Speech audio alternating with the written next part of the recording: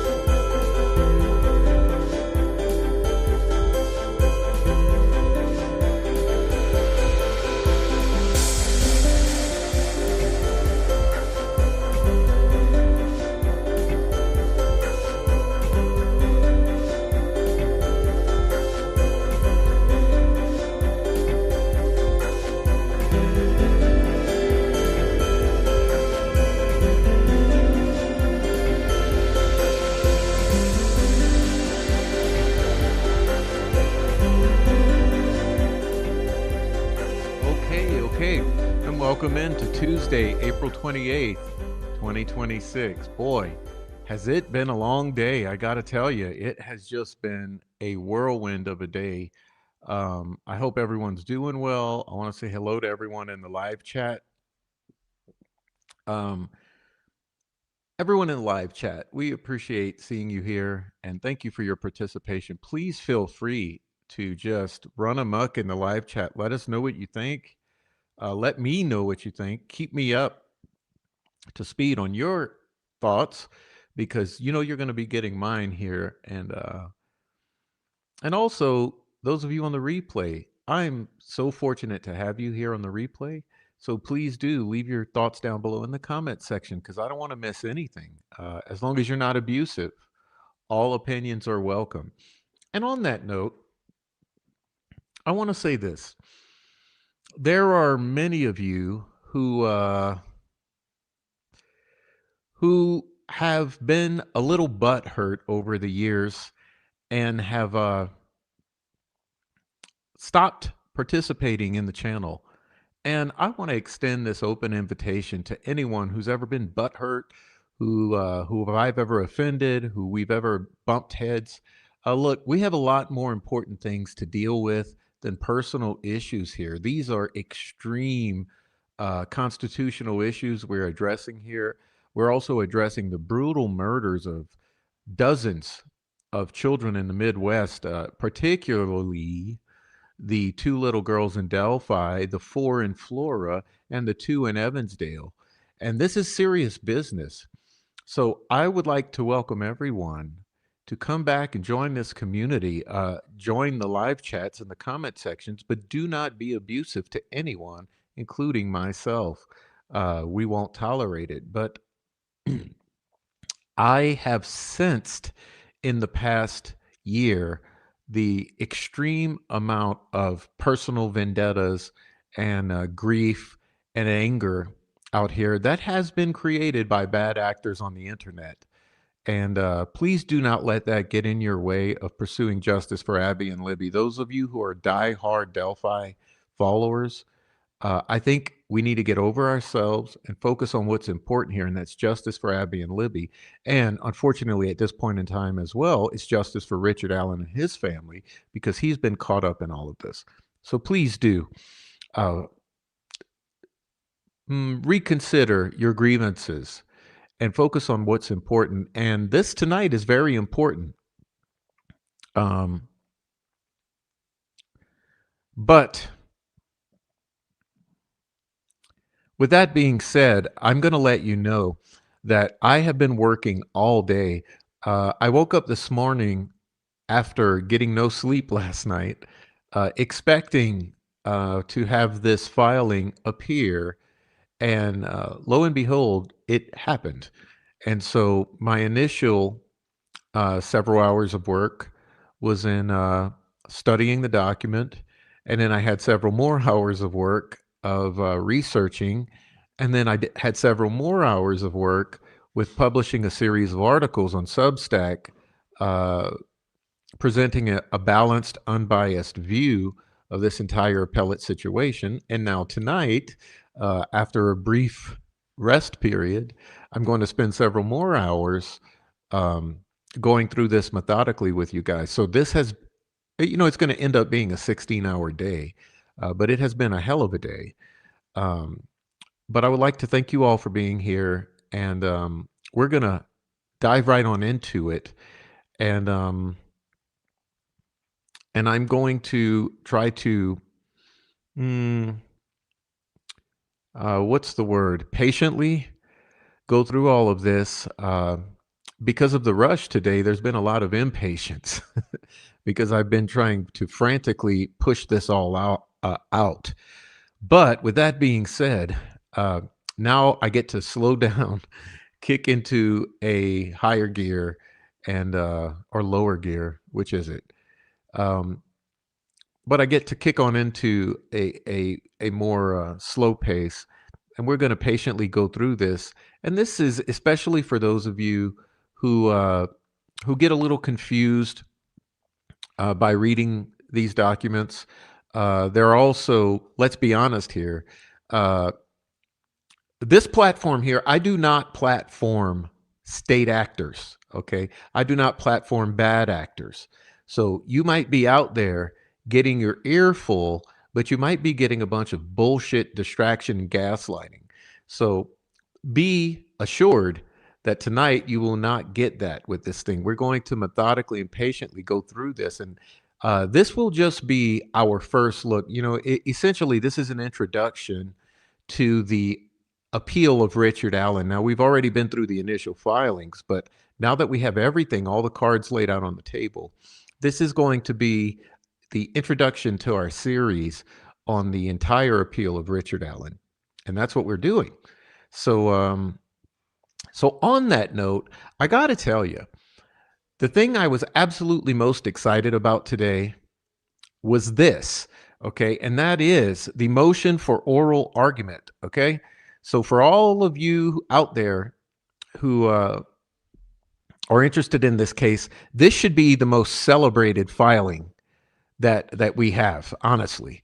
And I'll explain why in a moment, but let's quickly go through this so you can understand the motion for oral argument. It says Richard Allen by counsel Lehman and Uliana respectfully requests the court to schedule this case for oral argument.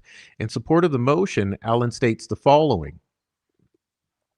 The case is factually complex, true, spanning 22 volumes of transcript, 15 volumes of electronic exhibits, and multiple volumes of conventional exhibits. An oral argument will put facts in context and answer any questions, which is essential. This also involves an issue of first impression, whether Allen's statements made during a period of psychosis caused by his prolonged maximum security solitary confinement were voluntary and admissible. This case also involves the important constitutional issues of rights to present a defense. Wherefore, appellant by counsel respectfully requests an oral argument. Okay, certified on April 27th, 2026. So what's so special about this? Well, I'll tell you what. I need all of you out there to put your thinking caps on and remember one thing. And that is when our insane and biased judge, Francis Gull of Allen County Superior Court, decided to obscenely pressure Richard Allen's defense attorneys to recuse themselves or to step away or to step away from the defense of Richard Allen, advocacy for Richard Allen. When she did so, and this case ended up in front of the Supreme Court of Indiana, I would urge you to remember that Mr. Mark Lehman was the deciding factor in that outcome, which was that she was forced to reinstate Baldwin and Rozzi because of her egregious behavior.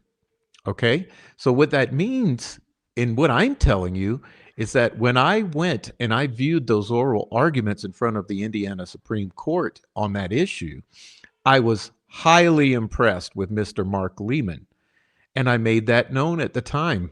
Actually, what I did, as far as I remember, is I remember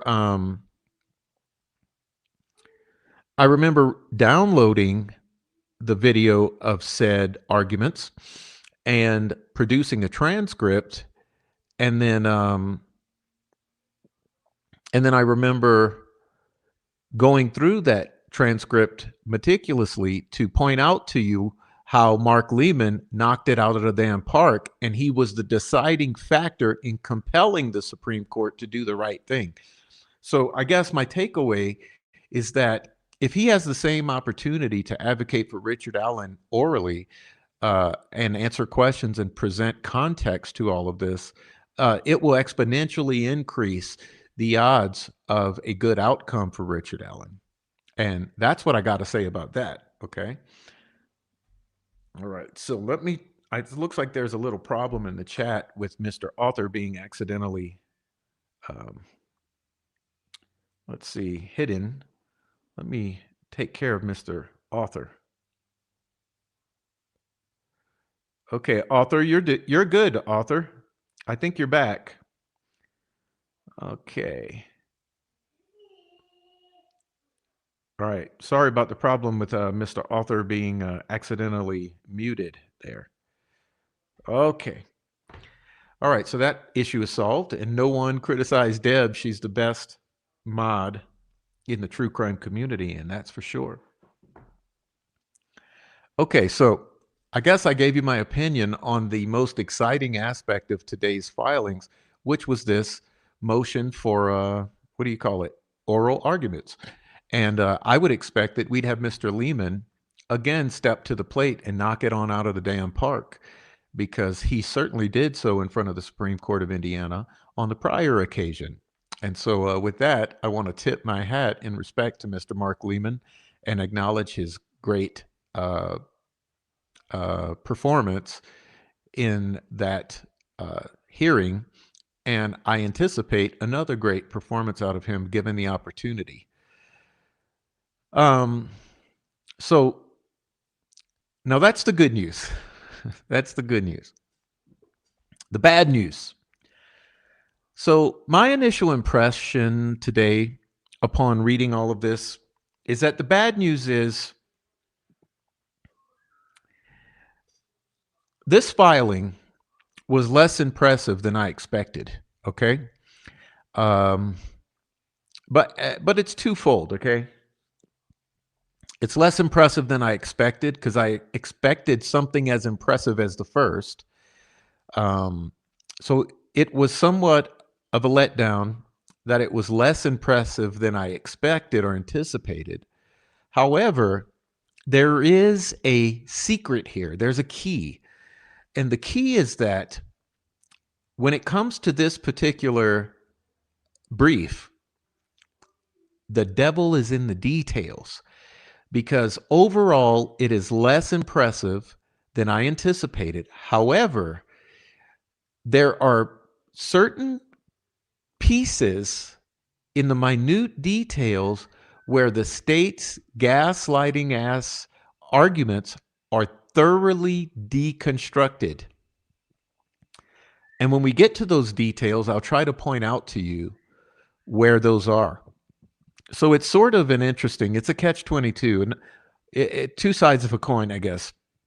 Less impressive than I expected, but still containing the necessary elements in the details to deconstruct the state's poor arguments on this case. Okay? So that is my situation. That is what we're getting into tonight. And that's what you can expect for the next however many hours it's going to take us to go on through this. So, yeah, let's get into it. There's not much further ado to go on about. I think it's probably a record for us to be 17 minutes in, and we're 17 minutes in, and we're getting started. So yeah, I'm improving my rate by 3 times over. Yes. So here we go. So you guys will remember that there are several aspects of the initial filing. And quickly, let me see if I can refresh our memory here, or my memory, as to what those were. Oh, let's see. Here we go. So the initial issues were the following here. Let's get into it. So you'll see that the issues they are raising initially were 3. And that was whether the search of Allen's home was unconstitutional, whether the unprecedented pretrial solitary confinement produced confessions that were involuntary, and whether the court or Judge Gold denied Allen his right to a fair trial and to present a complete defense, and additionally to impeach the investigation. So let's take a looky at this here. So you see here, unconstitutional search, that the court committed reversible error by admitting. How about I do this? Just a moment.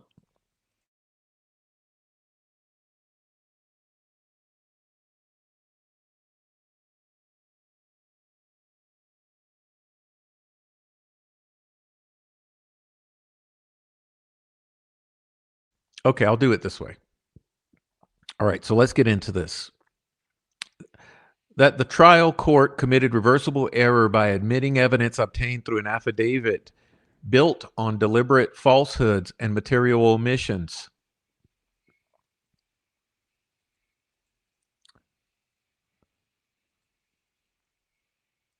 Detective Liggett falsely swore that witness Carbaugh gave an incriminating description in 2017 and that Allen admitted wearing matching clothing Neither was true. Detective Liggett simultaneously concealed Blair's eyewitness descriptions, which excluded Allen and his vehicle. Okay, and that's an important thing. So what I'll do here is I'll highlight this for you. Okay, he simultaneously concealed Blair's eyewitness descriptions, which excluded Allen and his vehicle, withholding from the judge the very evidence ISP had validated in a 2019 press release. The pattern is unmistakable. And here's another one. Every fact undermining Liggett's theory was omitted. Every fact supporting it, however, distorted, was included. Okay? Strip away the falsehoods and restore the omissions, and probable cause does not exist. Because Allen exhaustively litigated suppression below, his challenge is preserved. Okay?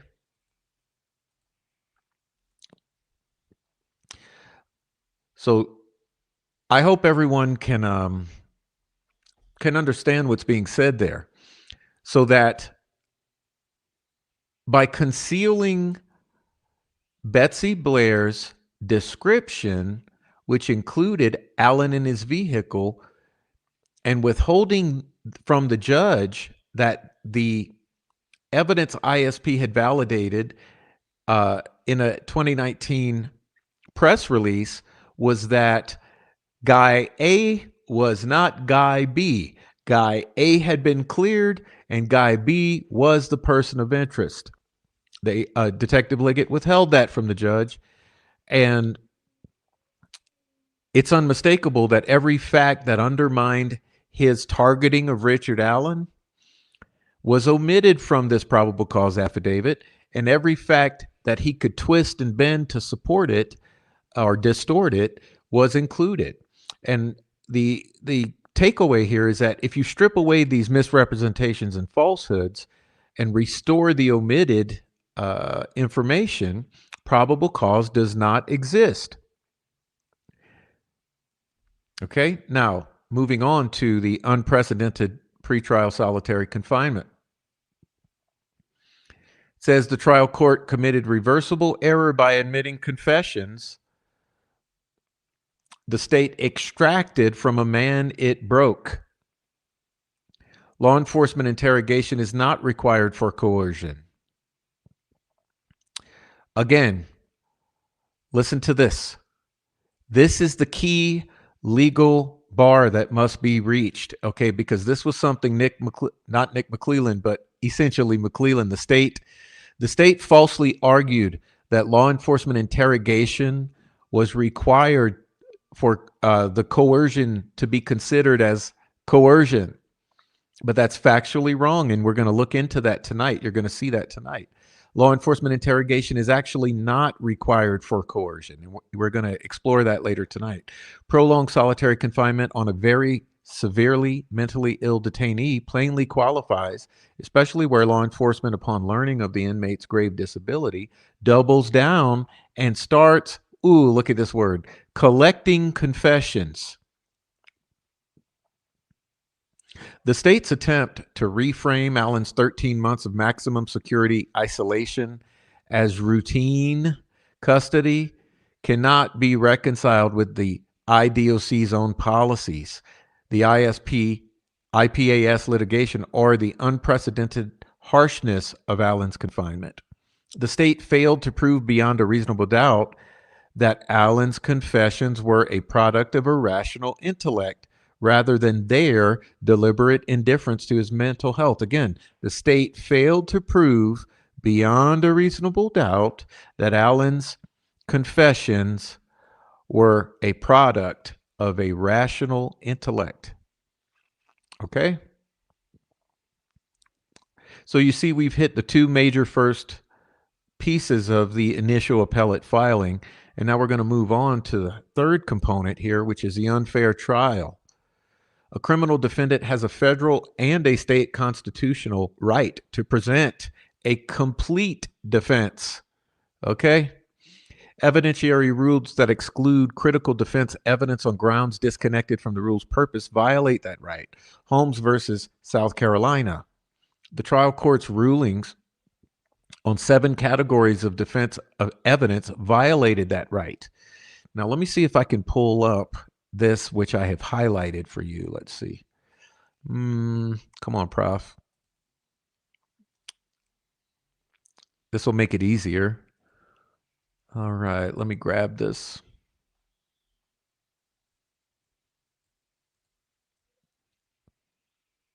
We're going to multitask and kind of hit it in different ways tonight. All right, check this out. This is what we're looking at, okay? Notice what I've highlighted here. I'll blow it up for you guys. Okay, so the 7 components are the sketch, the ritualistic explanation, the scientific critique of the firearms or ballistics,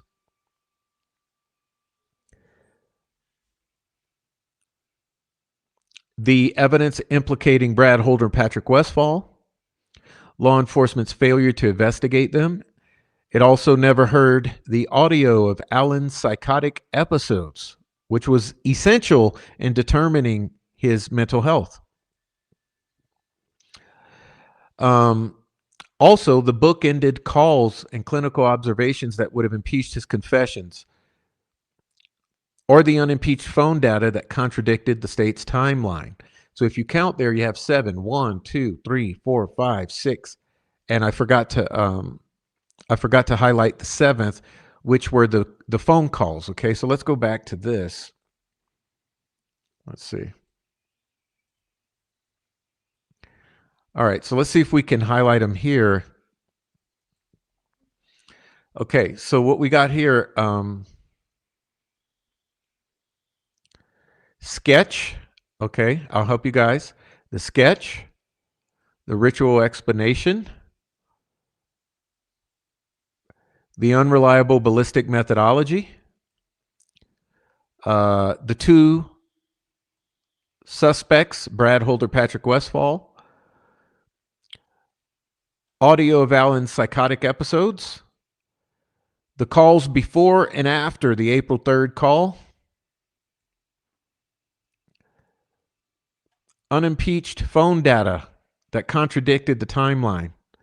Okay, so let's count them again now that I'm able to count here. Let's go. 1, 2, 3, 4, 5, 6, 7.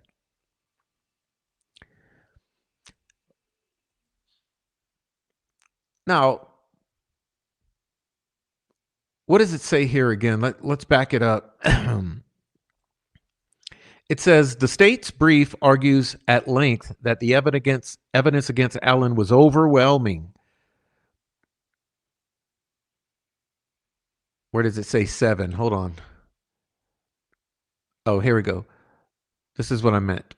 The trial court's rulings on 7 categories of defense evidence violated that right. So let's put this together now. So when it comes to the evidentiary rulings that require remedy, they are pointing out these 7 specific rulings of Judge Gull. This is what I'm trying to get across to you guys. So the 7 that they are specifically pointing out, the 7 rulings of Judge Gull that are most egregious that they are pointing out are here. The ruling on the sketch of Betsy Blair, the ruling on Dr. Perlmutter's ritual explanation of the crime scene, the ruling on Dr. Grazian's opinion of the unreliable methodology for the ballistics, the ruling on the 2 alternative suspects, which is the investigation into Brad Holder and Patrick Westphal. They're also pointing specifically at the audio which was attached to the video of Allen during his psychotic episodes. You notice what happened in this court is that they disallowed the audio to be included. So how is that fair? You're going to play video why not allow the audio video? Because doesn't video normally indicate AV, audio video? But what they did is they muted the video, they muted the audio, removed the audio from the recordings of Alan during his psychotic episodes to make them less compelling. So by removing the audio from the video, you gave the impression of fairness by showing the video, but a large portion of the psychosis was evident in the audio, the things that he was saying and doing. Okay. Also, with the phone calls, it was very unfair to present the phone call in isolation without the context, where he had a phone call before, a phone call after, and they only chose the phone call in the middle. And you're going to learn tonight that in the phone call before, he was questioning his sanity. In the phone call after, he was questioning reality. And they say that neither of those things happened. Those don't matter, because he was lucid and operating of his own free will and voluntariness when he gave this confession in the middle of all that shit. In other words, he's questioning his sanity, his lucidity. Okay, in one, that's omitted. He makes a confession, quote unquote, in the middle. That's allowed. And then he questions reality and whether he just had a nightmare or not in the following one, and that one's omitted. Okay. So I'm showing that the book-ended phone calls that she disallowed, and clinical observations. And again, the unimpeached phone data that contradicted the state's timeline. Each ruling was reversible error. Reversible error. Each ruling, each of the 7. Together, they kept Allen from setting the state's case ablaze and denied him a fair trial, which is essential. That's the whole purpose of appeals. The whole purpose of appeals. You have the right to a fair trial. Remember that right? The right to a fair trial? It does exist, allegedly. Question here for the retards in the back. Oh, so sorry, I use bad words from time to time. I apologize again. I just would like to point this phrase out to you. But the state's case was a paper tiger. Paper tiger.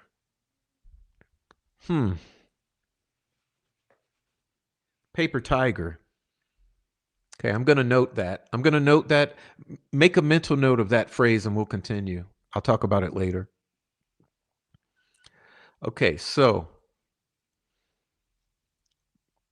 compounding these errors, the state knowingly presented false testimony from Brad Weber about when he arrived home the day of the murders.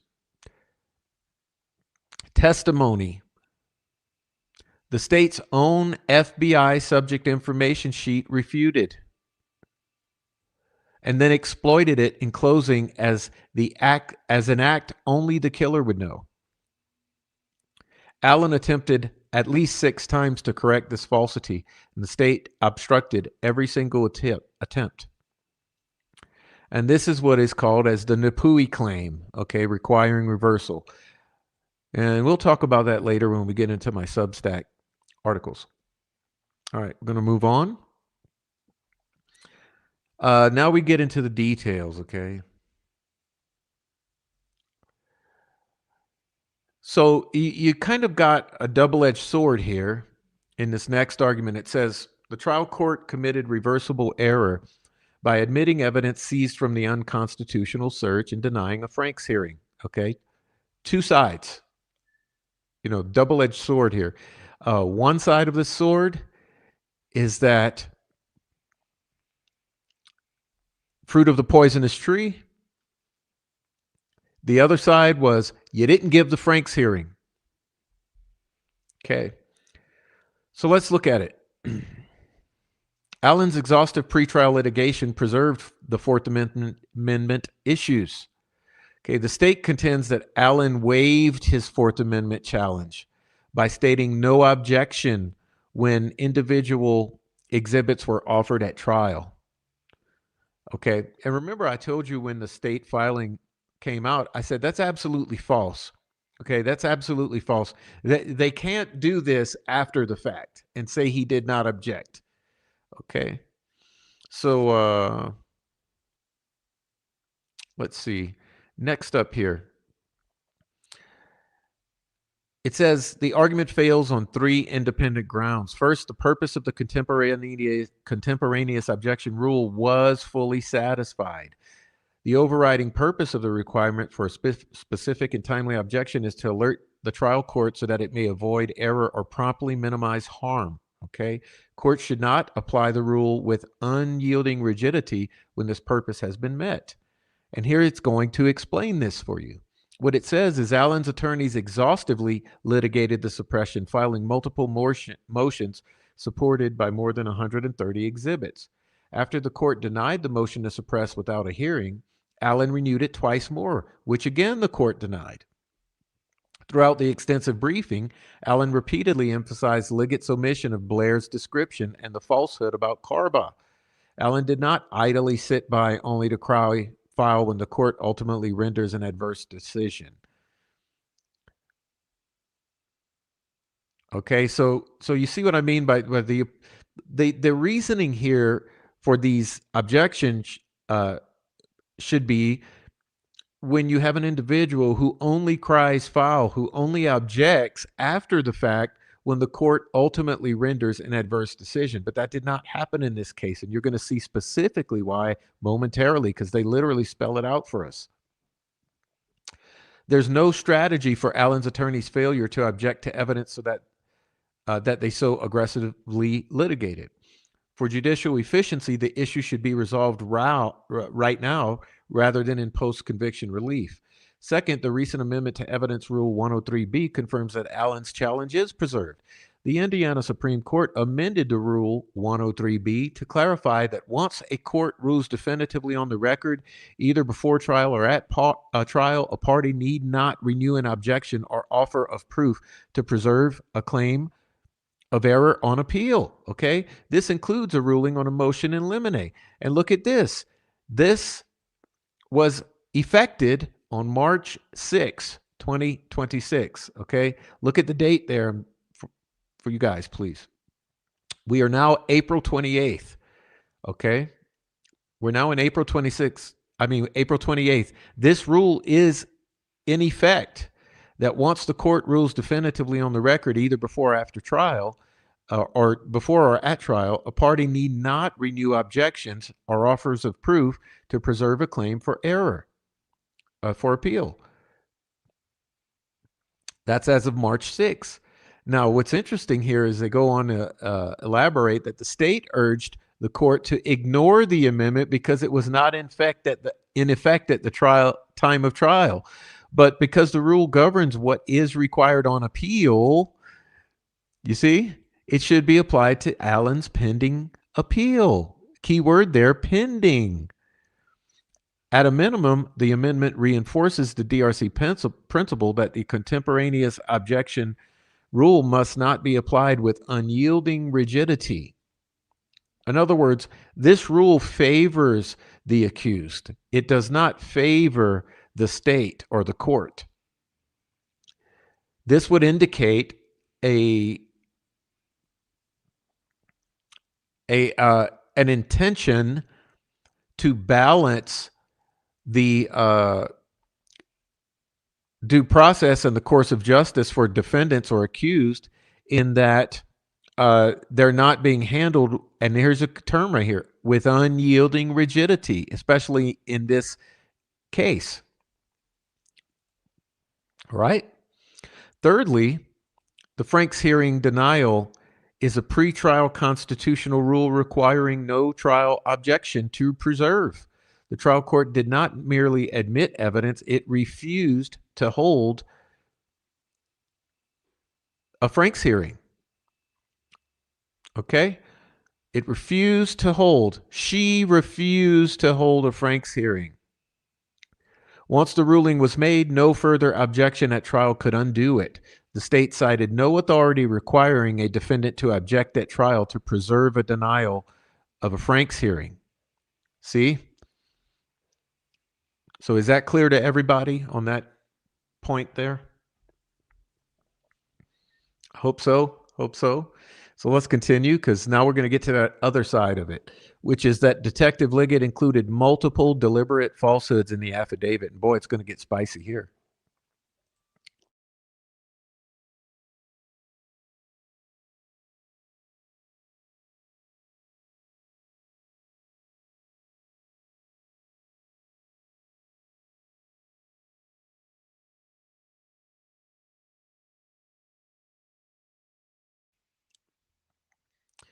Detective Liggett included multiple deliberate falsehoods in the affidavit. The state argues that Liggett's representation of Sarah Carbell's account that she reported seeing a muddy and bloody man wearing the blue collar jacket was not a false statement, and that any inaccuracy may have been a mistake. This argument also fails. Liggett did not just represent what Carbell said, he represented when she said it. Okay, so I wanted to show you that because this is, let me bring myself back up here. This is one of the points, one of the minutia where I said the devil is in the details. Okay, so in this particular argument, it's really pertinent to understand the distinction here. Now listen, you should have noticed by now a pattern with Nick McClellan, with Jerry Holman, with Tony Liggett, with Francis Gull, and this entire contingent of people who railroaded Richard Allen. And the whole deal is, you could call it throwing the baby out with the bathwater or painting with a broad stroke. Okay, either way, they always do things in this way, which obscures the fine detail and the true meaning in what's being argued, and they paint with this broad stroke of a brush, or they throw the baby out with the bathwater, which is what's going on here, because there's a distinct difference here. There's a distinction between Liggett. So they say it wasn't a false statement. However, Liggett didn't just represent what she said. He misrepresented when she said it, swearing that she gave her description in 2017. That's where it's important. Okay, that's where this particular point right here, I was very impressed with this sentence that you see highlighted. Liggett did not just represent what Carbell said. See, they even bolded the word. He didn't just represent what she said, he represented when she said it, swearing that she gave her description in 2017, which is false.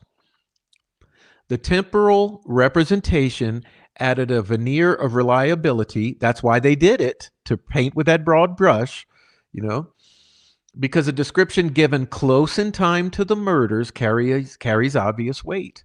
The state concedes that in 2017, Carba never described the man as bloody or as wearing a blue jacket. Okay, in 2017, she described him as muddy and wearing a tan jacket. And we all know that at this point in time. We know that by now.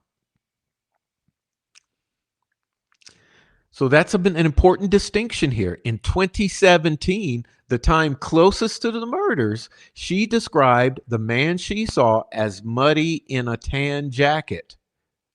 Okay, so when Liggett misrepresented it, which is putting it nicely, he misrepresented what she said and when she said it. Swearing, again, it says here, swearing she gave her description in 2017. Now, like we've all said before, the evolution of Carbell's statements made the affidavit more misleading, not less. In other words, that Carbell's account change over the years from muddy to muddy and bloody and from tan to blue. I mean, isn't that obscene? You guys don't find that obscene?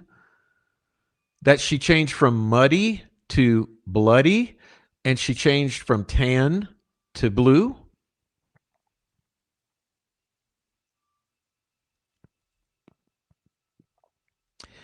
And she only did so after seeing the photography of a man in a apparent blue jacket. And she fantasized that he was bloody to make it to make her statement believable that she saw the man in the photo or in the video of Bridge Guy. She wanted to add weight to her allegation that she saw that Bridge Guy. So to add weight to it, she changed her story from muddy to bloody. So let me ask you. Let's say someone's looking at you and saying, "Hey, uh, I'm accusing you of being Bridge Guy. I think I saw you." And you later discover that this witness's initial statements were that you were muddy in a tan jacket. She saw a muddy man, you in a tan jacket. You were muddy in a tan jacket. And years later, after she's become very familiar with the Bridge Guy imagery, she suddenly changes that to no, I saw him. I saw a Bridge Guy. I saw a guy in a blue jacket who was full of blood. He was bloody. He was all bloody, bloody, bloody, bloody, 17 times, I think it was. Okay.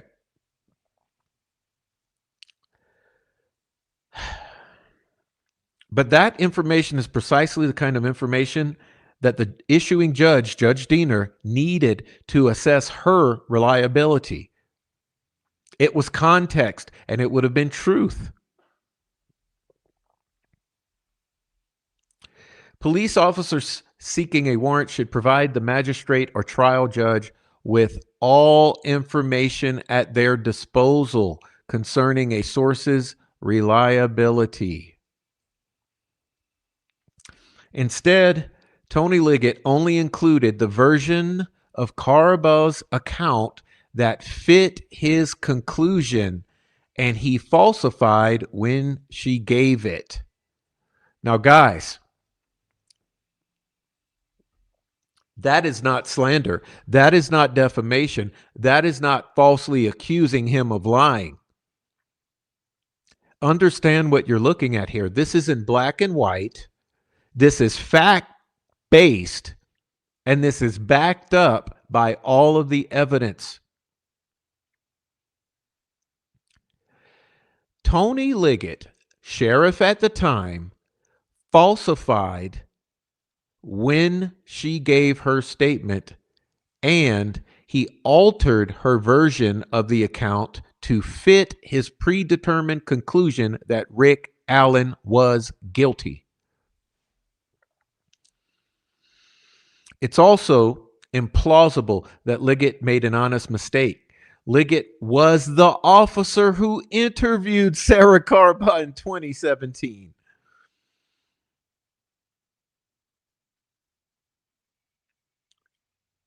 Is it making more sense now? He was the officer who she gave this statement to. All right, moving on. Liggett also omitted that Betsy Blair did not believe she saw the same man Carba did. As a matter of fact, she was adamant. As a matter of fact, Betsy Blair was adamant. Remember, all the way to 2019, she was adamant that sketch of the old Bridge Guy was not the person she saw. In fact, she was angry.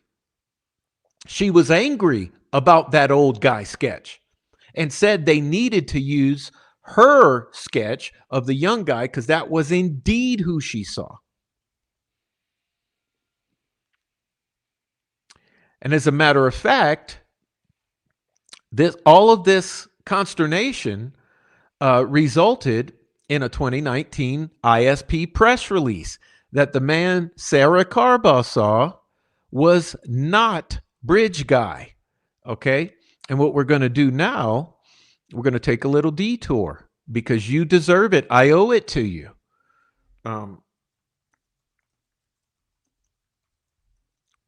Just a moment. I'll try to get it right here because I owe this to you. It's essential that everyone see this. And those of you new to this case, if you don't know about this, this will make your head explode and this should change your mind forever, especially all you guilters out there. If you're a true guilty, if you think Rick Allen is guilty because the state told you he's guilty, let's just take a look at this right here.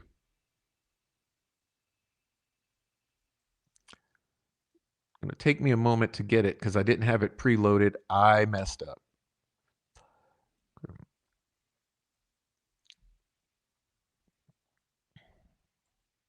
Okay, here it is for you. Let's take a very close look at this. Multi-agency task force clarifies points about the Delphi murder suspect sketches. April 24th, 2019. Okay, it says multi-agency task force. In the early days and months of the Delphi murders investigation, information was developed about suspect descriptions. It was initially believed that the sketch that has been public from 2017 to 2019 over the last 2 years of a person in the age range of his 40s to 50s was a person of interest in this murder investigation. Here's the important verbiage. Now, as the investigation has matured and past information has been reassessed, it is the belief of investigators with the multi-agency task force that the person depicted in the sketch released on April 22nd of 2019, which is the young guy sketch, more accurately represents the person wanted for murders of Abby Williams and Libby German. It is important to distinguish these points about the two sketches. And this is from Indiana State Police. This is Kim Riley. This is not the prof. It is important to distinguish this fact about those two sketches. In other words, Sarah Carbaugh versus Betsy Blair. Let me clarify that for you. This is giving you factual statements from the Indiana State Police and investigators with the multi-agency task force regarding Sarah Carbaugh and Betsy Blair, who they witnessed. And what it says is they are not the same person. They are not the same person. First bullet point. They are not the same person.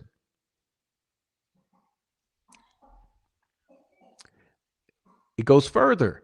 The person depicted in the originally released sketch, the old guy, is not presently a person of interest in this investigation. The sketch released on April 22nd, the young guy sketch, is representative. That means Sarah Carbaugh's person is not presently a person of interest. They are not the same person. Betsy Blair's sketch, not the same person, is representative of the face of the person captured in the video on Libby German's phone as he was walking on the high bridge. The person in the sketch, released April 22nd, the young guy, is described as having a youthful appearance, but could fall in the age range of his 20s to late 30s. This person's appearance could look different today if he's grown a mustache, beard, or let his hair grow longer, or cut his hair shorter. Members of the Delphi community should reflect back on people they know in the community that look similar to the young guy sketch, who's not the same person as the old guy sketch, who's not the same person that Sarah Carbaugh saw. So you tell me, how does this make any sense? How does it make any sense? How do investigators suddenly target Richard Allen and delete this from reality?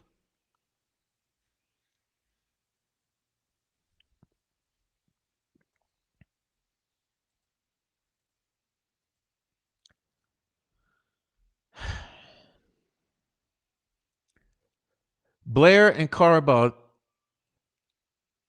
it's no coincidence that the false statement and omission both bolster Liggett's new conclusion that Blair and Carbaugh both saw Bridge Guy. The Carbaugh falsehood is not the only one in the affidavit. Sorry. Oops. Here we go. The state does not dispute The fact that Liggett falsely stated in the affidavit, written the same day Allen was interviewed, that Allen admitted wearing a black or blue Carhartt. In fact, Allen told investigators he did not know what he was wearing that day. Which means, again, Tony Liggett falsely stated that Allen admitted wearing a black or blue Carhartt. He did no such thing. He told them he didn't know what he was wearing. Even if Allen did not argue this specific falsehood in his briefing below, this court may consider it in response to the state's appellate argument that Liggett simply forgot, quote unquote. The common thread is plain. Liggett's affidavit forgot every single fact that did not fit his theory that Richard Allen was bridge guy. Important, very important there. Tony Liggett, let me bring myself closer here. Tony Liggett forgot every single fact that did not fit his theory that targeted Richard Allen. Furthermore, Betsy Blair's omitted descriptions were made with reckless disregard for the truth because they directly negated the warrant's core finding that Allen was bridge guy. While the state concedes Liggett omitted, state concedes that Liggett omitted parts of Blair's identification, excluding Allen or his vehicle. The state argues that Allen failed to show these omissions were made with the requisite intent to mislead or with reckless disregard for the truth. The state is wrong on both the law and the facts. The state, in fact, misreads State v. Allen as holding that intent to mislead cannot be inferred from omissions themselves. But the case rejected the proposition that any omission shows such intent, not that a material omission cannot support that inference. Settled Indiana law provides that omissions are made with reckless disregard for the truth. Here we go. When an officer withholds a fact in his ken that any reasonable person would have known was the kind of thing the judge would wish to know. Okay. An officer, Tony Liggett, withheld facts that any reasonable person, including the judge, would wish to know. Betsy Blair's omitted descriptions were exactly the sort of thing that any judge or reasonable person would want to know. In fact, Betsy Blair's descriptions directly undermine the affidavit's central conclusion that Richard Allen is the individual on the bridge.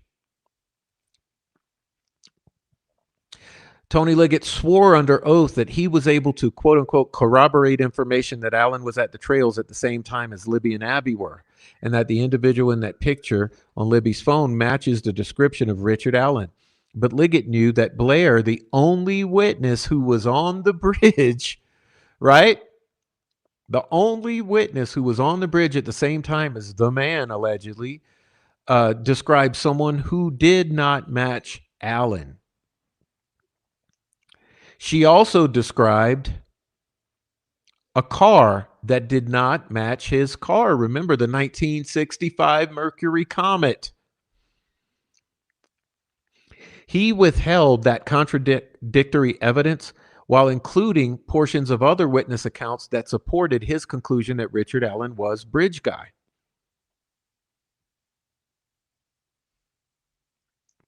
The selectivity was not neutral.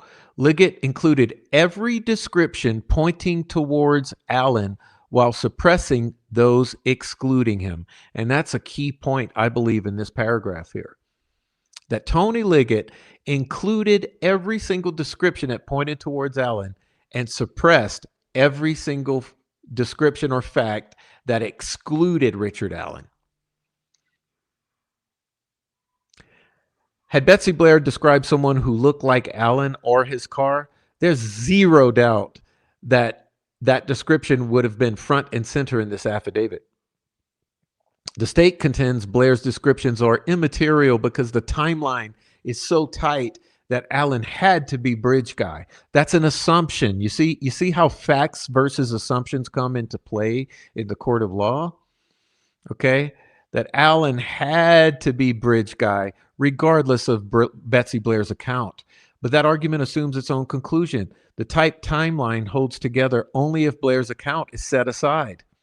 The fact that the only eyewitness who definitely saw a man on the bridge described him and the nearby car in ways inconsistent with Allen and his vehicle is precisely the type of information a neutral magistrate would want to know before issuing a search warrant. Without the falsehoods and with the omissions restored, the probable cause evaporates. The state's probable cause theory rested on three pillars: right place, right time, right clothes. Okay? The clothing connection. The clothing pillar falls first. Liggett tied Allen to Bridge Guy through clothing 11 times in the 4-page affidavit, twice falsely representing that Allen admitted wearing matching attire. That was false, okay? In reality, Allen said he did not know what he was wearing that day. He allowed he could have worn a blue or black jacket, but also a hoodie or sweatshirt. The blue or black jacket was the glue holding the state's timeline together. Strip away the fucking blue or black jacket. That is false. And that Allen admitted wearing it, and the clothing connection dissolves. So the clothing connection's gone.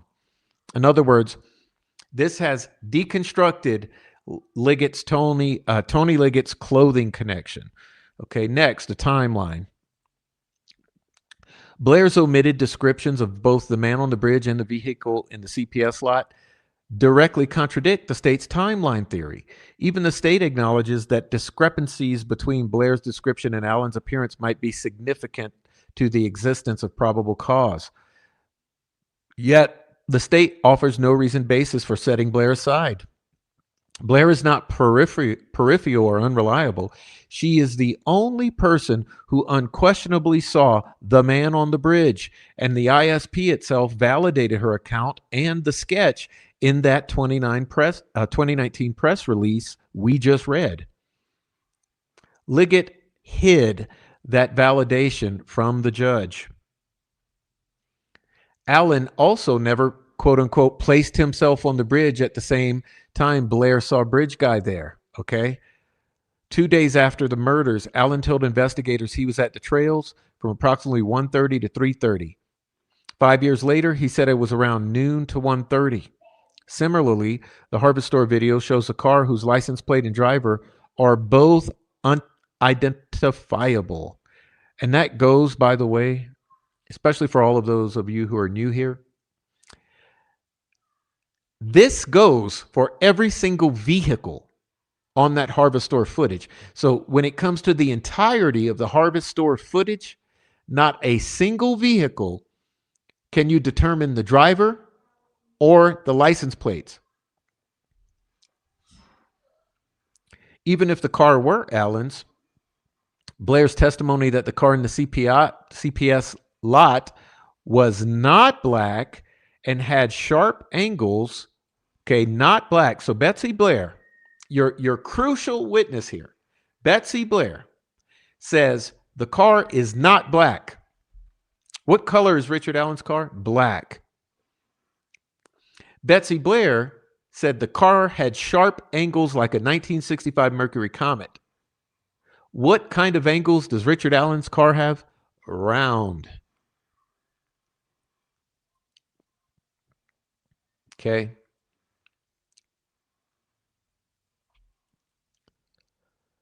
Stripped of these falsehoods and supplemented with the omissions, what remains is this. Allen took a walk on the trail in the early to mid-afternoon on the day of the murders and owned a jacket that could have been blue or black. That's not probable cause. And by the way, for those of you who are new also, he did own a blue Carhartt jacket, which the state twisted and tried to frame as the jacket the murderer was wearing that day. But that jacket that he owned, that blue Carhartt jacket, was purchased for him by his wife years later. And there's proof of that fact. This is not assumption. This case is nothing like Ware v. State, involving law enforcement who omitted an earlier eyewitness identification after excluding that alternative suspect through forensics. They had independent evidence supporting the warrant despite the omission. Here, there was no independent evidence linking Allen to the crime. Not one tip or witness identified Allen. Do you guys see that? Do you guys see that? Not one tip, not one tip, not one witness identified Richard Allen. As the Indiana Supreme Court has recognized, a neutral and detached magistrate, not a police officer, makes the determination of probable cause. That's killer right there, right? A neutral and detached judge, not a cop, makes the determination of probable cause. Because police officers are often engaged in the competitive enterprise of ferreting out crime. Law enforcement cannot simply omit information that casts doubt on probable cause. All right? So this is good. This section here, honestly, this is one of the better sections. This section is good here, okay? In my opinion. So let's continue. The appropriate remedy for improper denial of a Franks hearing is reverse and remand. Okay. The state erroneously argued that there's no remedy for or harm caused by the trial court's failure to hold a Franks hearing. However, courts have consistently reversed and remanded for a Franks hearing, which honestly, let's be real here. This is probably your most likely outcome in this case. Most probably, your most likely outcome is reversal and remand for Franks hearing, which should have occurred in the very first time it was asked for. Okay. The state's own argument demonstrates harm. The state contends Allen failed to prove by preponderance of evidence that Liggett's omissions and falsehoods were intentional or reckless. But that is precisely the showing a Franks hearing is designed to allow a defendant to make in person through confrontation with full evidentiary development. The state cannot simultaneously argue that Allen fell short of his evidentiary burden and that he was not entitled to producing to the very proceeding where that burden is tested. A defendant is not required to make two proffers, one to secure a Franks hearing, another to demonstrate what he would have proven at the hearing. Franks and his progeny require no such thing. Ruling for the state would nullify the constitutional protection Franks established. Now, that's an important sentence there. Okay? Important there because this becomes a constitutional violation. Again, emphasis for those in the back. Ruling against this reversal and remand for Franks would nullify the constitutional protections offered by the Franks process, okay? Allen proffered statements from Blair, Carbo, Allen, and his wife, and identified specifically how each contradicted the warrant affidavit. That proffer, at a minimum, called the warrant's validity into serious question and entitled Richard Allen to a Franks hearing. Allowing the state's procedural argument to prevail would mean that any defendant whose Franks challenge is improperly denied before trial has no meaningful remedy after conviction. And here's a precedent, okay? This is a precedent-setting ruling. This is why this appeals court has to be very, very careful of how they walk here, because the precedent that would be established by allowing the state's argument here would mean that any defendant from here on out in the state of Indiana whose Franks hearings is improperly denied has no meaningful remedy. And that's heavy. That's very heavy. Franks are established for constitutional protections. Setting a precedent in which you don't have those constitutional protections because you're not allowed to have a Franks, and that if it's improperly denied, you have no remedy, it's unacceptable, and no citizen of the state of Indiana should ever allow it, okay? Any of your politicians who support this need to be out in the next coming elections.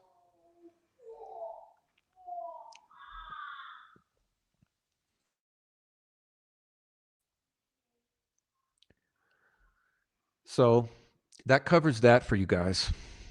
That covers that. And boy, I guess it's kind of gut wrenching, you know. That one's there. It's hard to even go beyond that. I could sit here and talk another hour on that alone.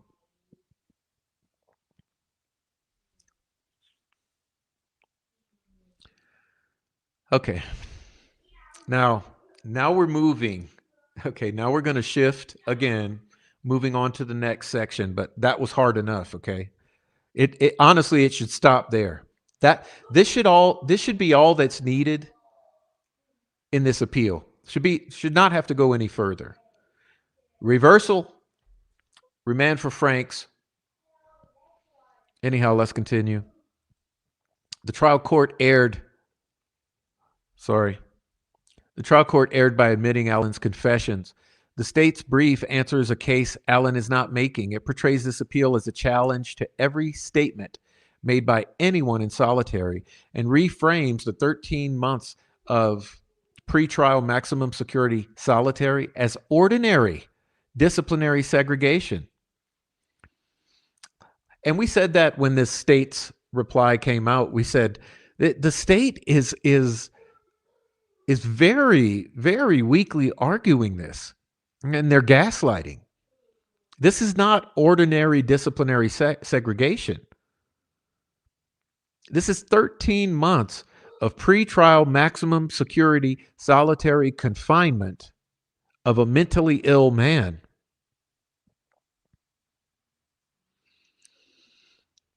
And they treat Allen's decompensation as incidental to rather than the direct cause of his confessions. Well, that's called twisting the truth.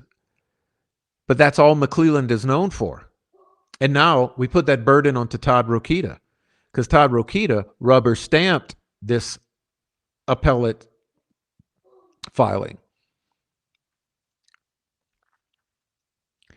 Let's continue, please. That framing cannot be reconciled with the record.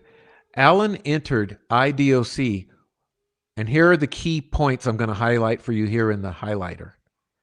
Okay. Matter of fact, let me shrink myself so you can see it. Allen entered the IDOC with pre-existing major depressive disorder and was placed on day one in the most restrictive strip cell in the most restrictive unit of a maximum security prison. For more than a year, he was recorded, caged, chained, and honestly, shocked, forcibly medicated. He lost 40 pounds. He hit his head on the cell door until he had 2 black eyes. He ate his own shit. He was tased, electrocuted, and involuntarily medicated on multiple occasions, 4 occasions total, with Haldol. He was found to be very psychotic and formally declared by medical doctors as gravely disabled. Read that paragraph for yourselves. Read that paragraph. He lost 40 pounds. He beat the shit out of himself repeatedly. He ate his own shit. He was tased. He was involuntarily medicated. He was Haldoled with long-acting Haldol on 4 separate occasions and overdosed because he had dropped 40 pounds. He was being dosed for the additional 40 pounds. He was found and declared as very psychotic and gravely disabled during this period. Meanwhile, the prosecutor waited 9 fucking days to respond to an emergency transfer motion. The prosecutor mocked the defense counsel as colorful and dramatic.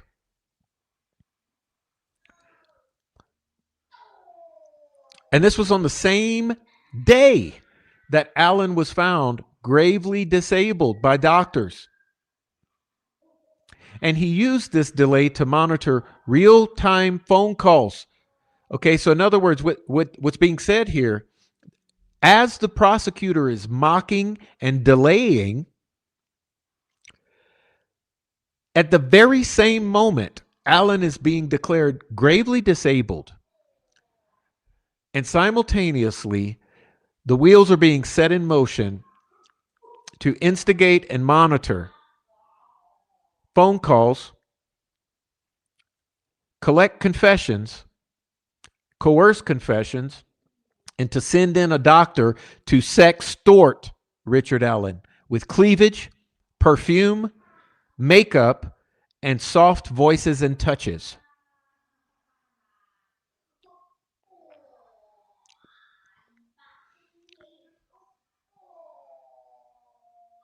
That is not passive receipt of volunteered statements. That is active cultivation of confessions from a man the state knew was losing his mind. Read it and weep. This is very important, y'all. This is very important. This has implications for every single one of you out there, especially residents of the state of Indiana. This could be any of you or your loved ones. See it? Read it and weep.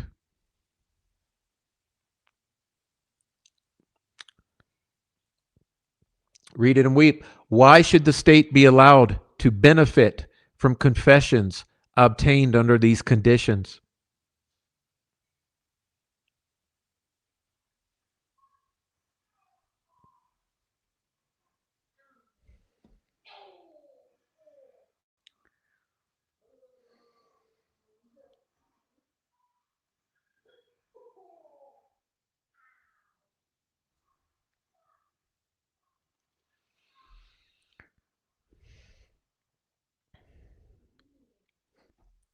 Now we're going to move on.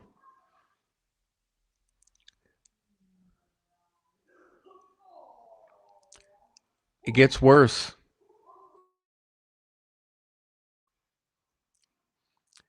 It gets worse. And like I've said before, this is Delphi. It always gets worse. It always gets worse. It only gets worse. It's Delphi.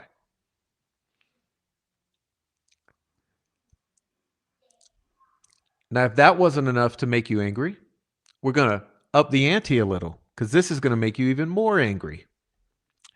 And honestly, remember when I said there were specific elements in here that are highly effective that the appellate team has put together here, although the document overall is not the best. This right here is, listen to this section here. Sorry. The appellate issue is preserved because the trial court made that clear during trial. Under Rule 103B, once a court rules definitively on the record, a party not need renew an objection to preserve error for appeal. Immediately before the state called its first DOC witness, Allen's attorneys requested a sidebar to discuss the mechanics of the confession evidence and to make my objections now. Okay, look at this. To make my objections now and incorporate everything that I argued in pretrial hearings. During the sidebar, the following occurred. Okay? Mr. Razi says, so I move to incorporate those legal arguments as well. Court says, okay. And then that way, we're not making objections. Court says, I appreciate that. Razi says, okay. The court says, because you've made a great record at all of those hearings, so I think I'll grant your motion to incorporate all of those into these proceedings. Okay, so you see what took place at the sidebar? Razi says, I want to incorporate my arguments, so we're not making any objections. The court says, I appreciate that because you made a great record, so I think I'll grant the motion to incorporate all of those into proceedings. In fact, later, counsel renewed the objection to Dr. Walla's testimony based upon everything I argued before. The court confirmed it and cautioned, we do not have to beat a dead horse, okay? So see what's going on with this agreement between Razi and Judge Gull. They're agreeing that they don't have to continuously object. And she green lights this approach. So you can't use it now to say, no, you didn't object, so you didn't preserve it. You get what's being shown here? By incorporating Allen's arguments and stating the court appreciated Allen's attorney's offers to avoid objecting to each of Allen's statements, the court issued a definitive ruling and acknowledged a continuing objection. And that's your boom right there. Let me get my annoying sound effects for you guys. That's your boom right there. That's the nexus when it comes to this. Oh my God. Oh my God. So the court appreciated the offer to avoid objections to each of the statements. The court issued a definitive ruling acknowledging a continuing objection. Moreover, the court's admonishment to stop beating a dead horse only confirms the earlier ruling that additional objections were not necessary. Allen did not need to renew his objection during testimony. V. Horn v. State says a defendant does not need to object where pretrial ruling states such is unnecessary. The fact that counsel said no objection to individual exhibits after the court had thanked him for not objection and cautioned against redundancy does not constitute waiver. In Halliburton versus State, counsel made no attempt to argue or object at trial. Here, though, counsel incorporated prior arguments, renewed objections twice, and received express judicial acknowledgement. Sorry about that. Moreover, the purpose of the waiver doctrine is not to create a procedural trap, which is another key point here, because what the state is trying to do here is trap Richard Allen with this objection argument. You didn't preserve because you didn't continuously object. However, the agreement with Judge Gull was a continuing objection, and to deny that at this point in time would mean that Judge Gull created a procedural trap for Richard Allen. And the purpose of the waiver doctrine is to not create a procedural trap. So this is another, like I said, a very good section of this document right here, in my opinion. Defendant's failure to object to a final instruction in McGregor v. State did not constitute waiver, and therefore he timely objected to the instruction as a preliminary. And that is exactly what the state argument creates, a trap. When the court asks, do you object to an exhibit? An objection to the suppression issue would violate his assurance to the court that he would not object. If his attorney responds no objection, he waives an argument that he spent days making in a preliminary hearing. So it's a complicated legal argument, in my opinion, I think. But what it appears is that the court and the state here is trying to procedurally trap Richard Allen and his attorneys in this objection waiver scenario. So this is another issue that has to be a long, hard think for the appellate tribunal here. What kind of precedent do you want to establish with this procedural trap here? All right. The state does not assert that Allen's no objection denied the court the opportunity to address the issue that was significantly litigating. Allen filed a motion to suppress with a memorandum and 18 exhibits, including depositions, cell videos, body cameras, IDOC reports. The state responded in kind. The hearing lasted over 10 hours and into the next day, and the court ruled. The purposes of the objection rule were more than met, and Allen would have no strategy for wanting confessions he worked so hard in excluding to be admitted. Court should not apply waiver with unyielding rigidity when the trial court has been alerted to the issue. So you see the argument here?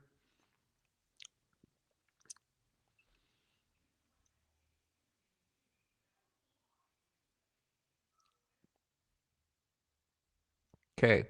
Now the next issue I find pretty irrelevant, but we'll just blaze through it, but I'm not really going to care about this much. The trial court erred by refusing to consider the IPAS materials that undermine every argument the state makes.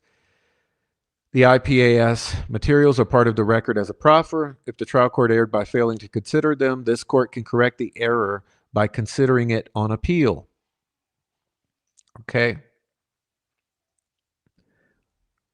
But you guys know what this is, that prolonged solitary confinement causes predictable deterioration with hallucinations, sleep disturbance, memory problems, anxiety, paranoia, depression, eating problems, or self-injury. Supply the causation link the state says is missing. Prove IDOC's knowledge of the harm and refute the state's basic needs were met. Framing. The order finds that IDOC was deliberately indifferent to the mental health needs of those inmates with serious mental illness like Allen. The state's argument that IPAS is irrelevant because the settlement from the order may have expired misses the mark. IDOC knew they had a duty to treat Allen's mental illness by moving him out of solitary because they had been successfully sued. There's no expiration on IDOC's knowledge. Okay, so what I'll say here is this is your only sentence that matters, in my opinion, which is that IDOC clearly had a duty to follow its own policy and not keep a seriously mentally ill patient, Richard Allen, in confinement, especially for 30 days and beyond, which his was 13 months. So you add up how many days that was, okay? IDOC knew what they were doing. Look, it's very clear to us all. I don't even know why we're arguing about this. It's extremely clear that John Gallipo, all right, Jerry Holman, Fran Gull, and this entire state apparatus absolutely knew what they were doing by putting Richard Allen in this hellhole, coercing confessions, and leaving him in there for 13 months. They knew it would break him. They knew it would compel him to take a plea deal or to confess to crimes which he did not commit. Okay, so we can argue semantics of this IPAS shit all day long. The fact is that the state actors in this case absolutely knew what they were doing by putting Rick Allen in Westville in solitary confinement as a seriously mentally ill pretrial detainee for over a fucking year. They knew what they were doing. It's not an accident. It wasn't happenstance. It wasn't a series of coincidences. Okay, it was intention. It was planned. It was executed perfectly. And it produced the results that they wanted, which were the confessions made during his period of psychosis and distress. Continue. The state's prolonged confinement of Allen constituted coercion, even under the law the state cites. Now here we go. You guys are going to love this one. Let me get something to annoy you with right here, because this is worthy of celebration. Let me tell you, this next section you guys are going to love. Okay, you guys are going to love this section right here. Wake the fuck up. Listen to this section one more time. Oh, come on, Prof. It was our job. To help law enforcement. I'm legally blind. I'm legally blind. All right. Wake back up, because this section is what you need to hear. This is absolutely phenomenal. Hats off to Stacey Leon and Mark Lehman for this work right here. I was waiting for this. I've been waiting for this. So this is absolutely fabulous. Listen to this. Coercive state action is not limited to police interrogation. Of course, the state argued that none of the usual hallmarks of police coercion are present because there was no traditional interrogation during these confessions. However, this is key. Colorado v. Connolly holds that coercive police activity is a necessary predicate. Okay? not that coercion is limited to the interrogation room. And listen to these excerpts here. This is absolutely phenomenal. Townsend v. Sane. Exploitation can occur in other ways through the administration of a sedative. What is Haldol? What is Haldol? Okay. Okay. So that's the first one, right? Exploitation, coercion can occur in other ways through administration of a sedative. USA VDF, a mental health facility's reward system rendered a juvenile's confessions involuntary without traditional interrogation.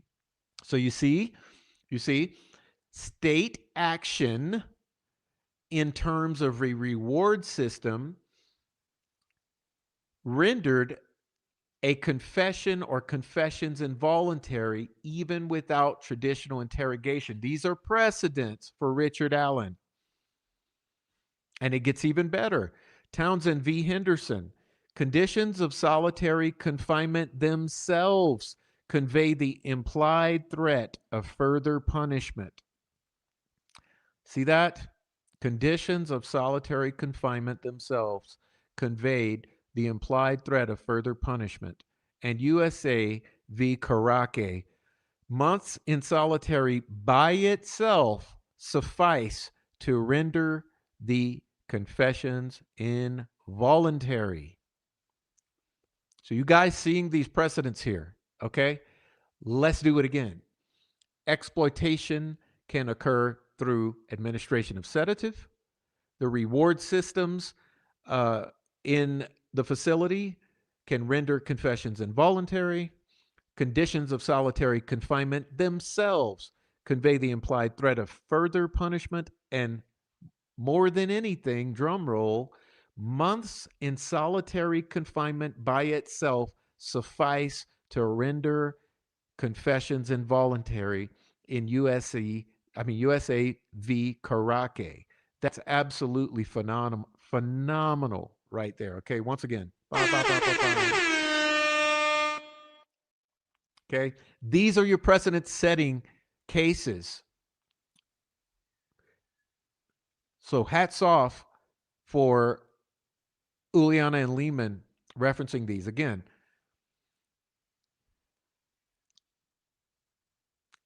coercive state action is not limited to police interrogation, contrary to the state's argument in this case.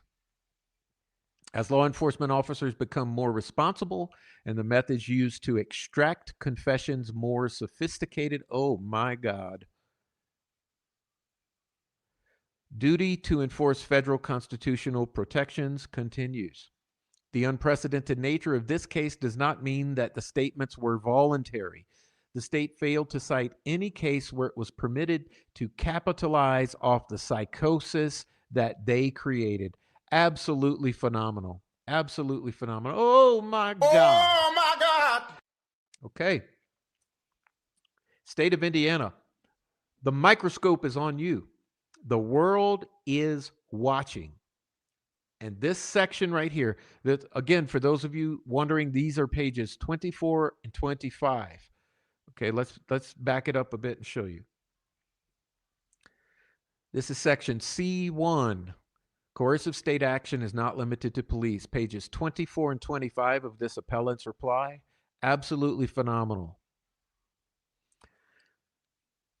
Point number 2, the conditions of Allen's confinement were coercive. The state ignores Allen's mental health illness when arguing no coercion. There's no doubt that solitary confinement is a hallmark of coercion.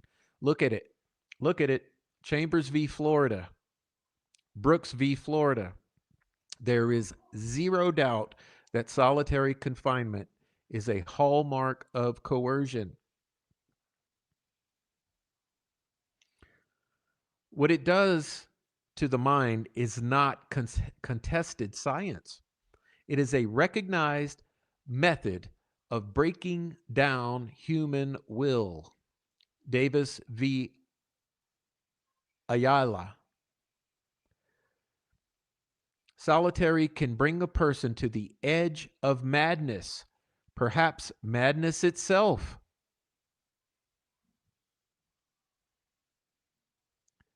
Recognizing scientific connection between prolonged solitary and negative psychological effects. 11 days of solitary confinement in Donald V. Myers.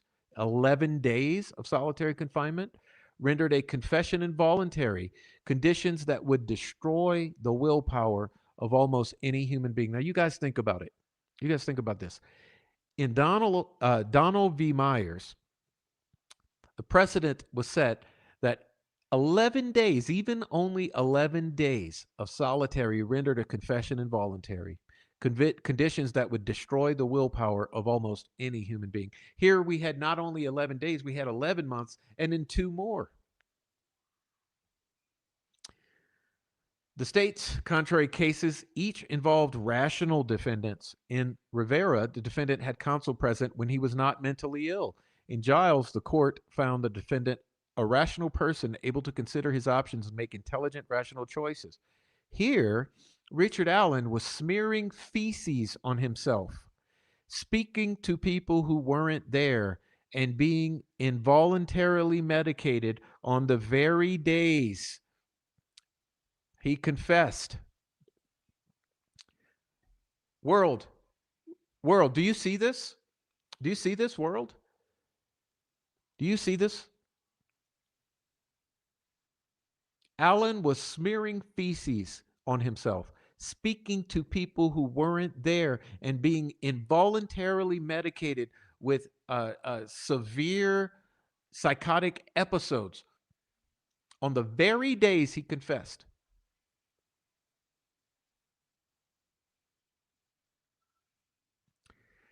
In Kendra, the defendant spent 30 days in solitary, 1/13, 1 month in solitary, not 13, 1 month in solitary, and was not mentally ill. These cases establish a floor that Allen's case vastly exceeds. Okay, all of these above mentioned cases, sorry about that. I'm going to try to, shit. Well, I can't do it. I'm trying to erase this. There we go. I'm taking the time to highlight this for you guys because it's that important in my mind. Okay. Patience, Prof. All right. Moving on. Okay. The state's slippery slope argument fails because Allen's confinement was unprecedentedly harsh. I don't know if that's a word, but the point is conveyed. It was unprecedented in its harshness. Allen's confinement was unprecedented. Allen was the only pretrial detainee in maximum security solitary confinement in recent history. Pretrial detainees with serious mental illnesses are housed in mental health treatment units where Allen should have been in the first place. And if you guys have been here the entire time, you know that I was arguing this the whole time, that Allen should have been in a mental health treatment unit or facility. He should have never been in Westville. Like I said, it was all intentional. Allen was constantly video monitored. Suicide companions were at his door 24/7, documenting his statements. That's why they were there. They weren't there because, see, it says even when he was not suicidal, they were there to document what he was saying, period. That's the only reason they were there. Only reason. There was no other reason. Pursuant to IDOC's own policies, any other inmate who had deteriorated like Allen would have been moved to a mental health unit. Well, why not Allen when he's a pretrial detainee? Allen was kept in solitary confinement 13 times longer than the 30-day limit. Allen's harm was both mental and physical. These are not predictable consequences of disciplinary segregation, as the state argues. They are predictable psychological pain of prolonged solitary confinement of a serious mentally ill detainee. These are the very effects that the 30-day policy exists to prevent, and they are more severe in medical and psychological damage than the conditions described in Brooks v. Florida and Donald v. Myers, because they lasted not 14 days, but 13 months. Allen does not argue every statement by every restricted housing inmate must be suppressed. He argues that these conditions, in particular, imposed on him with his mental health profile over this duration, while the prosecutor actively cultivated confessions, overbore his will. Look at that phrase there. The prosecutor actively cultivated confessions. Oh my God. It's something else right here. It's really something else right here. All of you out there who don't know a thing about this case, now's the time to get caught up. Okay, now's the time to get caught up. This should never have happened to anyone. The state failed to prove that Allen's confessions were voluntary. Of course, to be expected, the state applies the wrong test and inverts the burden of proof. The state frames voluntariness as requiring outrageous or barbaric conditions. Arizona's formulation is not binding. Connolly asked whether the state engaged in coercive activity. Rogers v. Richmond asked whether the defendant's will was overborne under the totality of circumstances, a test in which mental illness plays a substantial role.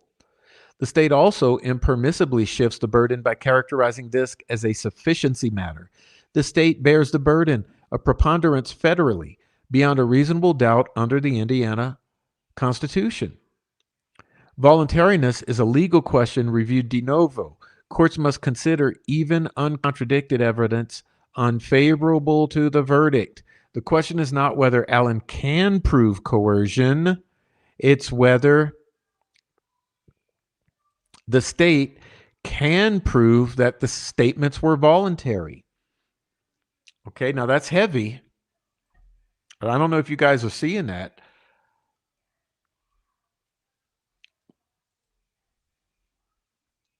Again, the question is not whether Richard Allen can prove coercion, it's whether the state can prove that the statements were voluntary. Considering the proper test with proper burden, the state failed to prove Allen's will was not overborne by his confinement. The state argues that the conditions of confinement did not cause confessions because the conditions did not become more oppressive before the confessions began, but that's bullshit, okay? Connolly only requires that the state's conduct be causally related to the confessions, and we know that in this case, the state's conduct was absolutely, not only was it causally related to the confessions, it produced the confessions. In Townsend v. Henderson, the conditions did not escalate at the moment of confession, yet the implied threat of further punishment conveyed by solitary itself vitiated free choice.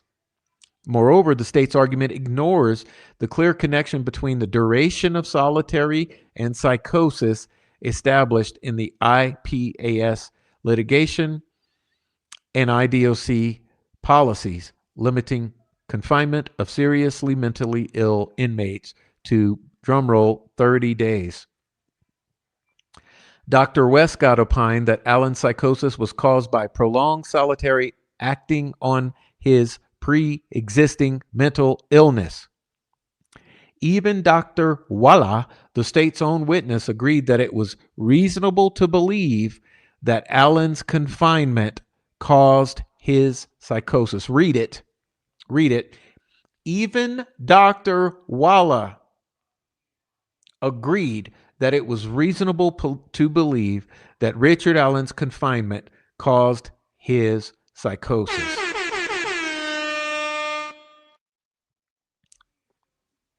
And even more concerning, Richard Allen's confessions directly correspond with his psychosis. Now, look at this, y'all. Let's read this one closely. I'm going to blow it up for you. Check this out. The state's argument that Allen was mentally stable until April 13th is an absolute falsity. It's belied by the record. In March, okay, so they say April 13th, okay? Odd to have that number 13 there, isn't it? Okay. In March, Richard Allen told Dr. Walla in March that he was struggling mentally. By March 30th, he was paranoid and evasive. By April 4th, Dr. Walla described his mental health as extremely poor, critical, and deteriorating. Okay. Question for those in the back, you know, the bloodluster, demon filled, meth smoking guilters. Does April 4th come before April 13th?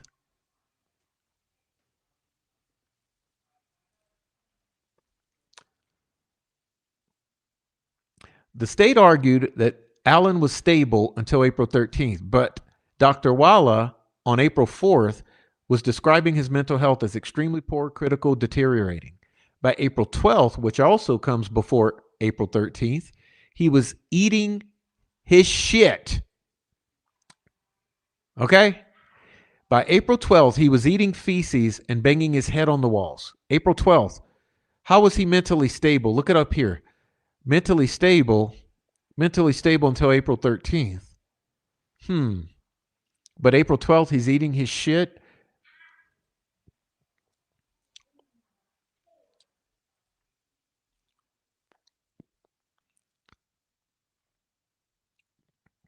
Allen's attorney also noted his steep decline beginning on March 24th, which is also before April 13th. In their emergency motion, they included photographs taken before he was arrested and on April 3rd, which is also before April 13th, the day he started confessing. Look at the photographs. You see, he's 40 pounds lighter. He's slobbering all over himself. He's eating his shit. He's banging his head on the wall. He's seeing Jesus. He's thinking he's God, and if he goes to sleep, the world's going to end. He's going to start World War III. I mean,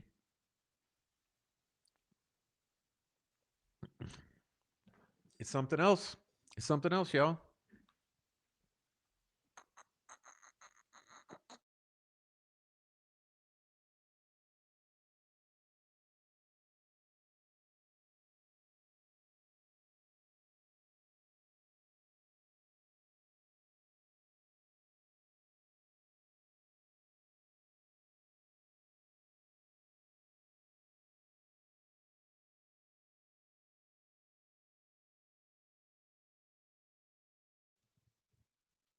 All right, sorry about that. I needed something to drink. All right. So we got another heavy hitter for you here. It gets even better. Good news. This is another excellent section of this document. Uh, and look, this is. Let me pull this down a minute. This is something we've withheld from you all in some aspects because we were asked to withhold this in some ways before this filing. And that's specifically regarding these phone calls. The bookend, what we now call the bookending phone calls. The phone calls which were disallowed by the judge. We've been wanting to talk about this for months and months, okay? Specifically, the content of these calls. Because if you understand the specific content of the phone call before and the phone call after this phone call containing the alleged confessions, if you understand the bookends, the context, the immediate calls before and after, you will understand that there's no way that he was not psychotic during that middle phone call. Okay. Which was why it was so important to have included and admitted as evidence at trial that the jury hear. Because without the jury being able to hear this, the jury has no way to judge this phone call. But you're going to now get served up with the truth of the matter, and we can finally talk about it here. So let's take a look at this. All right, this says at 3:12 a.m. on April 3rd, Alan called his father. Now this is where you pay attention, okay? Check this out.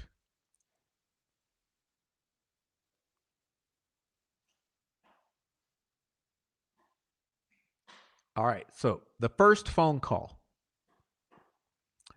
I don't know how much longer I'm going to be lucid. He described being mentally tortured. Quote, this is in quotations. I don't know how much longer I'm going to be lucid. Mentally tortured for the last 5.5, 6 months, and feared he was being poisoned. Okay? So, first point, phone call number one. Okay? Let me wake you guys up, please. Let me wake you guys up. First point, phone call number one on April 3rd. I don't know how much longer I'm going to be lucid. He described being mentally tortured and feared he was being poisoned. Second phone call, the one that was admitted, Alan called confessing, quote unquote, to his wife. His first words were not, I did it, but I think I did it. Okay? I think I did it. And here's the kicker. The third call, the third call that bookends this, he could not remember confessing and was afraid he was losing his mind. Okay? So here's how these three phone calls go. I don't know how much longer I'm going to be lucid. I'm being mentally tortured for the last 5.5, 6 months, and I think I'm being poisoned. A few hours later, called his wife confessing. I think I did it. Next phone call, couldn't remember confessing and was afraid he was losing his mind, quote unquote. He later claims to have shot the victims. Okay. He later claimed to have shot the victims, a claim contradicted by medical evidence. We know, or at least we believe, because we don't know anything in this case, but we believe the victims were not shot. A false memory begins with a belief, and prolonged isolation is known to cause such beliefs. Likewise, Alan's psychosis did not magically end on May 3rd, right before he gives the most detailed confession to Dr. Walla. He was, in fact, involuntarily injected with Haldol 3 times in May and June.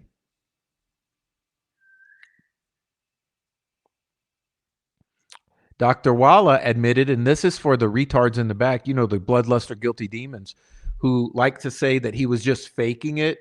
You know how these guys like to say, oh, he was faking. Well, even Dr. Walla admitted for her own self preservation, I guess, that if somebody was just faking it, you wouldn't need to tranquilize them to get them to stop. On June 11th, he believed he was in hell. On June 20th, he was catatonic.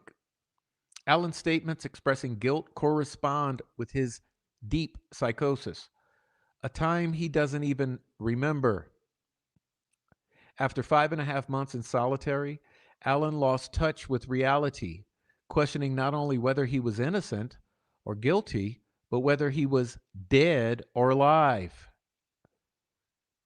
And this is all factual and in the case records. As a matter of fact, everything's referenced here for your perusal. Okay? And this is truth. This is not hyperbole. This is not exaggeration. This is not made up by the defense attorneys. These are all facts on the record. Okay. And we're going to go further now.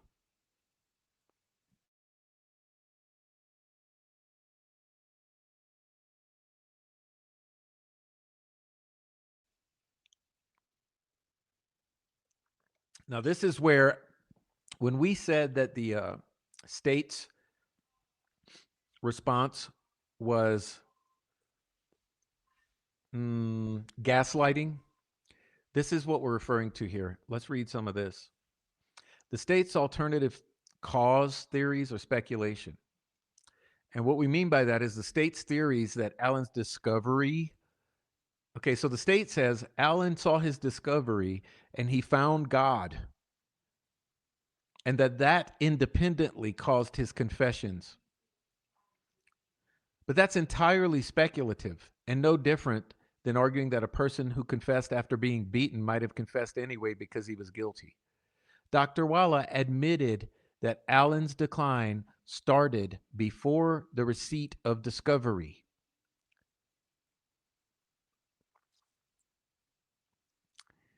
And she never seen Allen's discovery, despite hypothesizing in a clinical note that it possibly triggered his breakdown. Even if discovery contributed to Allen's decompensation,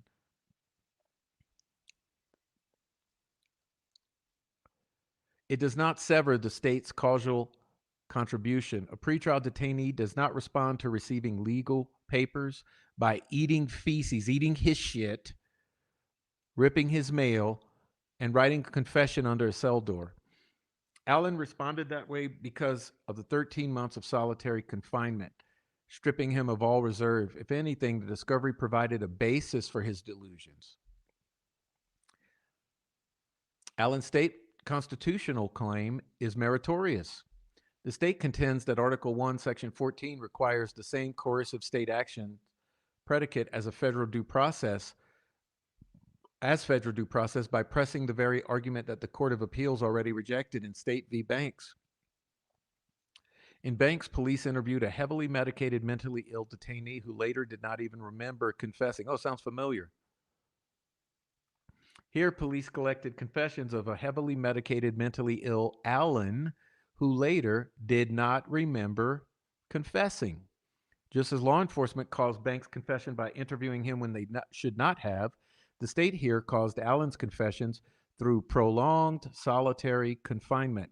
Allen's confessions were not a product of a rational intellect, but rather a psychosis caused by the state's indifference to his mental health. The state also ignores Indiana's distinctive heightened burden of beyond a reasonable doubt.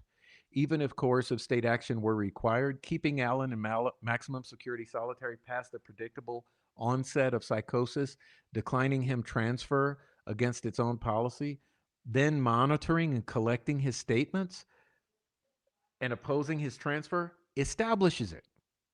Okay, so you guys getting the whole? Let me back this up. You guys getting the whole picture that's being painted here? They kept him in psychosis and delayed and all this shit and in solitary past the onset of psychosis. They declined the transfer. The whole time they're monitoring and collecting his statements. He doesn't even remember to confessing. The state caused this mentally ill man to deteriorate and to fall into the psychosis through this prolonged solitary confinement, all pointing to the fact that these confessions and all of this behavior is not the product of a rational intellect, but by a psychosis that was caused by the state. Furthermore, this error was not harmless. At trial, the state called 12 witnesses, introduced 17 exhibits involving over 30 confessions. During closing, the prosecutor walked the jury through 18 of those and twice replayed Allen's phone calls. Yeah, but he didn't play the important phone calls establishing the context. In rebuttal, the prosecutor argued that Allen knew a fact only the killer would know. The state's argument that the confessions were harmless does not survive scrutiny. The trial court declined or denied Allen his right to present a complete defense, explain the scene, and impeach investigation. Okay, so you guys will remember now that now we're moving on to section 3, or point number 3 of this. A criminal defendant has a federal and state constitutional right to present a complete defense. Evidentiary rules that exclude a critical defense evidence on grounds disconnected from the rule's purpose violate that right to present a complete defense. The trial court's rulings on 7 categories of defense evidence violated that right and require. So this is about Judge Gull. Okay. Judge Gull's rulings, I'm going to interpret it for you, on 7 categories of defense evidence violated his right to present a complete defense and therefore requires reversal. The state's contrary arguments are unpersuasive. The trial court, Judge Gull, committed reversible error by excluding Blair's sketch of Bridge Guy. Now, here we're going into detail about those initial 7 points that I brought up earlier. Okay. So I'm just going to highlight them quickly and blaze through this. Sketch of Bridge Guy excluded. No eyewitness identified Allen as Bridge Guy. To prove Allen was Bridge Guy, the state rested its case on a compressed timeline where every witness needed to have seen the same person. Well, Blair did not see Allen, okay? Her sketch proves it. The issue is preserved. The state argues waiver because Allen made no offer of proof at trial, but the argument rests on abrogated case law. Since 2014, Evidence Rule 103B has provided that once a court rules definitively on the record, a party need not renew an objection or make offers of proof to preserve errors for appeal.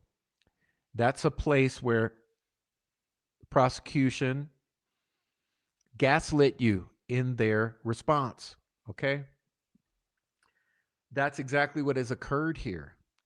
The court held a hearing where the parties argued extensively whether Blair's sketch was admissible, and issued a definitive ruling prohibiting the defense from using the composite sketches in the trial of this cause. There was no waiver. The sketch was relevant and not unfairly prejudicial. The state argues that the sketch was irrelevant because Blair never identified Allen as Bridge Guy. Bullshit. Okay? But the state has the logic backwards. The sketch is relevant precisely because it proves Blair never saw Allen at all. She saw this man. And this is great right here. This is who she saw. And again, the argument here is that this sketch proves Blair never saw Allen because that is not Richard Allen. Take a look at it. That is not Richard Allen. This is exculpatory evidence. Improperly denied by Judge Gull.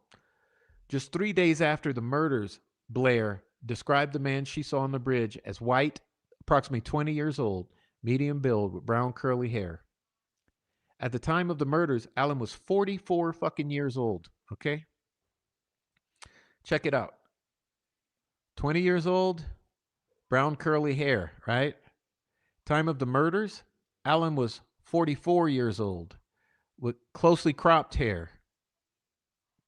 A sketch can serve as substantive evidence of innocence to prove someone else committed the crime.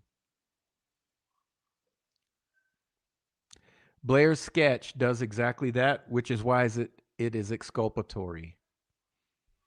The state, of course, claims the sketch was unfairly prejudicial because the jury might use it to exclude Allen as Bridge Guy. Well, that's exactly what it should do. Do you see the circular arguments here? That's exactly what it should do, is exclude Allen as a Bridge Guy. That's not unfair prejudice. That is the sketch's probative value. Prejudice is not unfair simply because it undermines the state's theory of the case. The state made Blair a fucking cornerstone of its identification theory, telling the jury in closing that every witness is adamant that the person they saw was Bridge Guy, with no doubt in their minds, and that Allen was on the bridge exactly where Blair saw Bridge Guy. Having built its case on Blair's observations, the state cannot simultaneously claim that what Blair observed, captured in the sketch, she rated 10 out of 10 for accuracy and declared the reliable face of Bridge Guy, uh, was too unreliable for jury to see. The state also argues the sketch was cumulative because Allen elicited Blair's verbal description on cross examination. A syllogism is not a story. Blair's description, broken into fragments by questions from lawyers, is no substitute for the sketch's persuasive force. And here's where we get to what's important for the jury. Think about this. You're judged by a jury of your peers. They are human beings. They perceive in different ways. Different things make different sense to different people.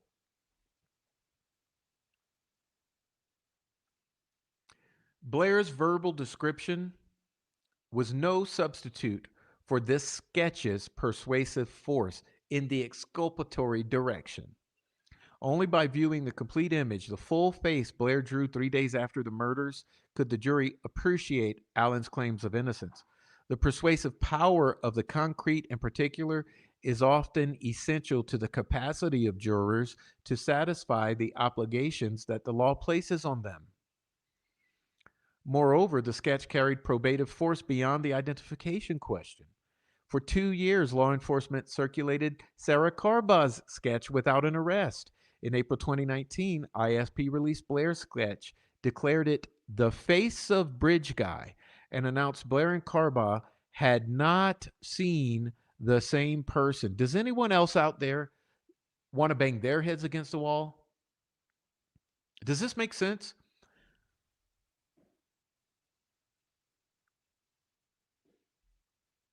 In April 2019, Indiana State Police released Betsy Blair's sketch declaring it the face of Bridge Guy and announced that Betsy Blair and Sarah Carbaugh did not see the same person, that they were two different people.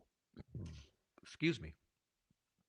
Of course, though, as to be expected, after Allen's arrest, the state reversed course. The sketch placed before the jury alongside that reversal would have told the story of an investigation that changed its theory when it became convenient, and that means to railroad Richard Allen. And this is a story Betsy Blair's verbal testimony alone could never tell. Furthermore, the sketch was not hearsay, and if it was admissible. A composite sketch is a visual depiction, not a statement within the meaning of Rule 801A. It depicts rather than asserts. When courts across the country have encountered this question, they agree. The state does not dispute this and confines itself to arguing waiver, but as shown above, the issue was preserved. Even if treated as a statement, which it should not be, the sketch is still admissible on two independent grounds. First, Rule 801 D1C excludes from hearsay. Look at this is important. Rule 801 D1C excludes from hearsay a prior identification of a person made after perceiving that person, where the declarant testifies and is subject to cross examination. This rule applies to identification of a person. The drafters did not limit the identifications to identifications of defendants. The state offers no authority to the contrary. Secondly, the sketch is an adoptive admission under Rule 801D, 2, and B. The state, through the ISP, manifested adoption when it publicly released Blair's sketch in April 2019, declared it the face of Bridge Guy, and announced that Blair and Carbaugh saw different men.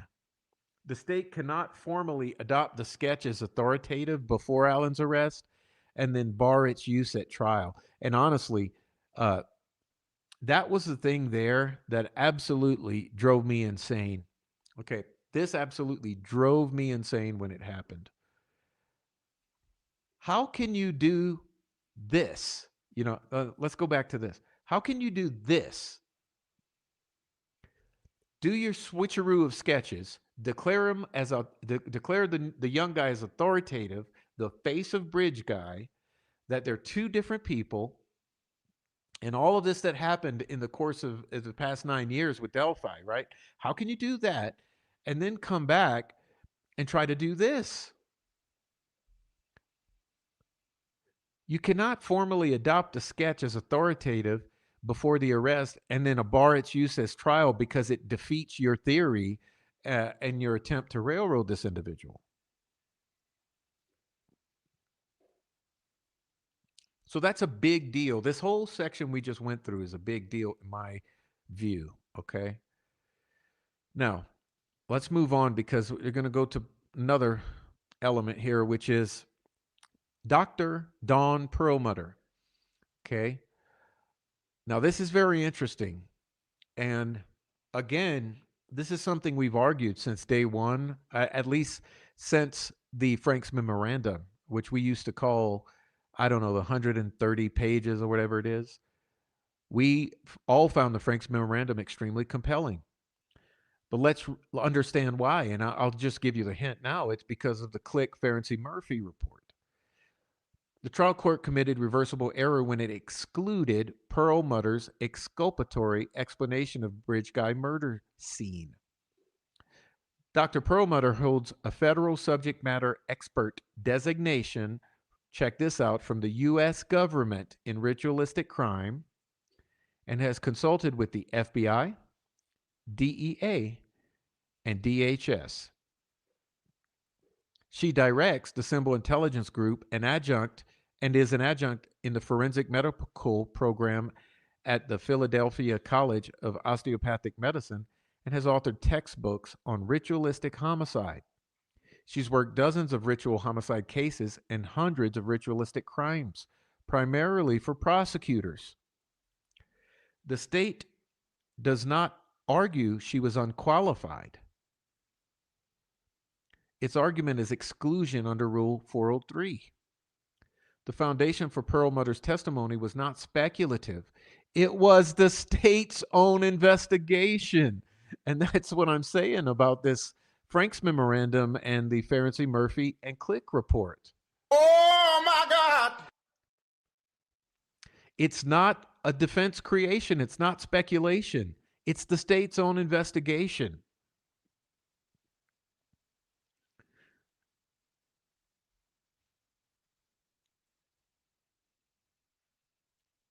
The state relies upon Pelley, Lashbrook, and their progeny share a common premise. A defendant approaching the court with an alternative theory the prosecution has never considered, supported only by the defendant's own speculation.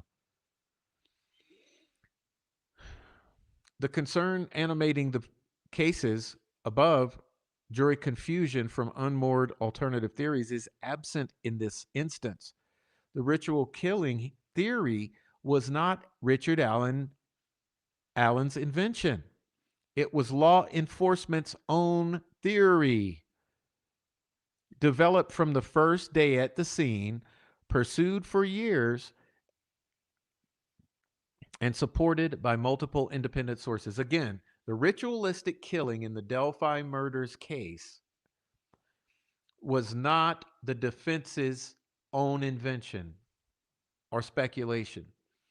It was law enforcement's own theory, developed from the first day, from day one at the scene, and pursued for several years, supported by multiple independent sources. The foundation for Perlmutter's testimony is not a defense attorney's theory. It's 5 years of law enforcement investigation, FBI consultation, and academic analysis, all pointing in the same direction. What changed was not the evidence. What changed was the arrest. When Allen was charged, the state abandoned that theory, reversed its position on the Blair and Carbaugh sketches, and recharacterized the investigation as complete and moved to exclude the evidence it had spent all prior years developing. That reversal is not a neutral evidentiary decision. It is confirmation bias made visible. In other words, law enforcement finding a more convenient suspect and retrofitting the evidence to fit him, discarding whatever pointed elsewhere. The jury was entitled to see that pivot, and the trial court's rulings ensured it never did. Now, listen to that piece.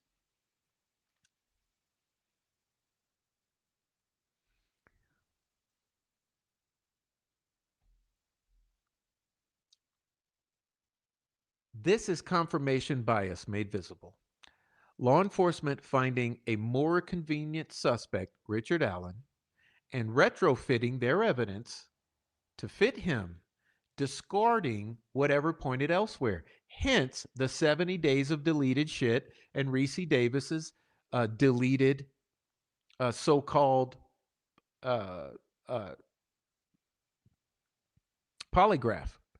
The jury was entitled to see the pivot, and the trial court's rulings, that means Judge Gall, ensured it never did. Boy, how perceptive.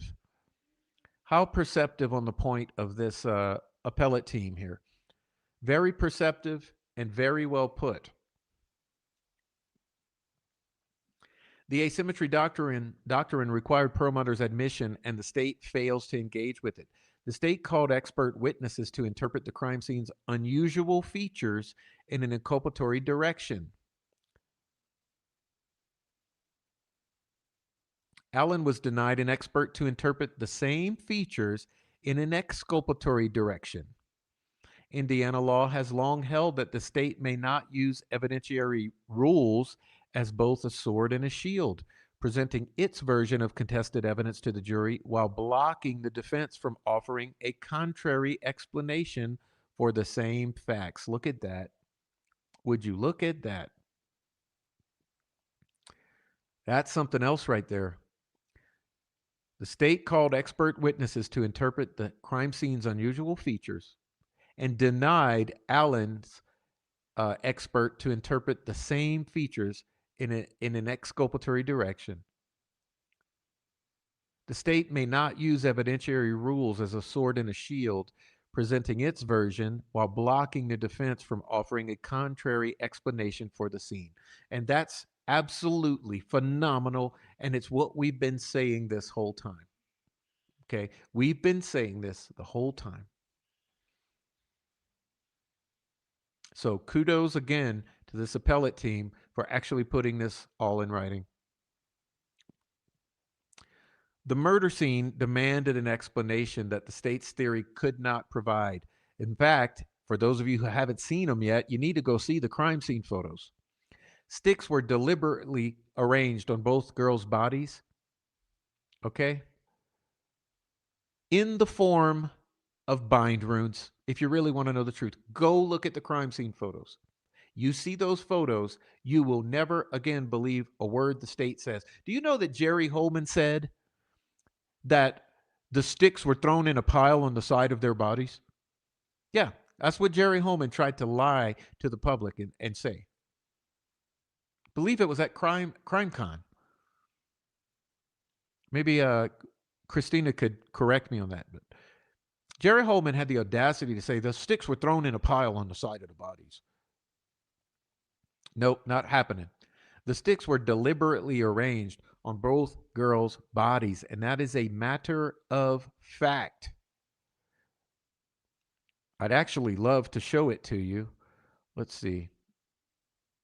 Oh, well, there's the tree. Okay, there's a tree. Let me see if I have the sticks. Here's some of the sticks. Here's some more of the sticks. And here's a watercolor of how the bodies appeared with the sticks on top of them as they were allegedly discovered by law enforcement. So look at that. Okay, look at the disposition. Look at the photos of the actual sticks. Okay. Oh, just by coincidence, I might as well throw this up here since it's here. And look at Brad Holder's photo.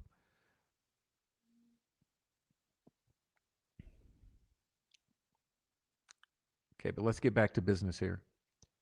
Sticks were deliberately arranged on both girls' bodies.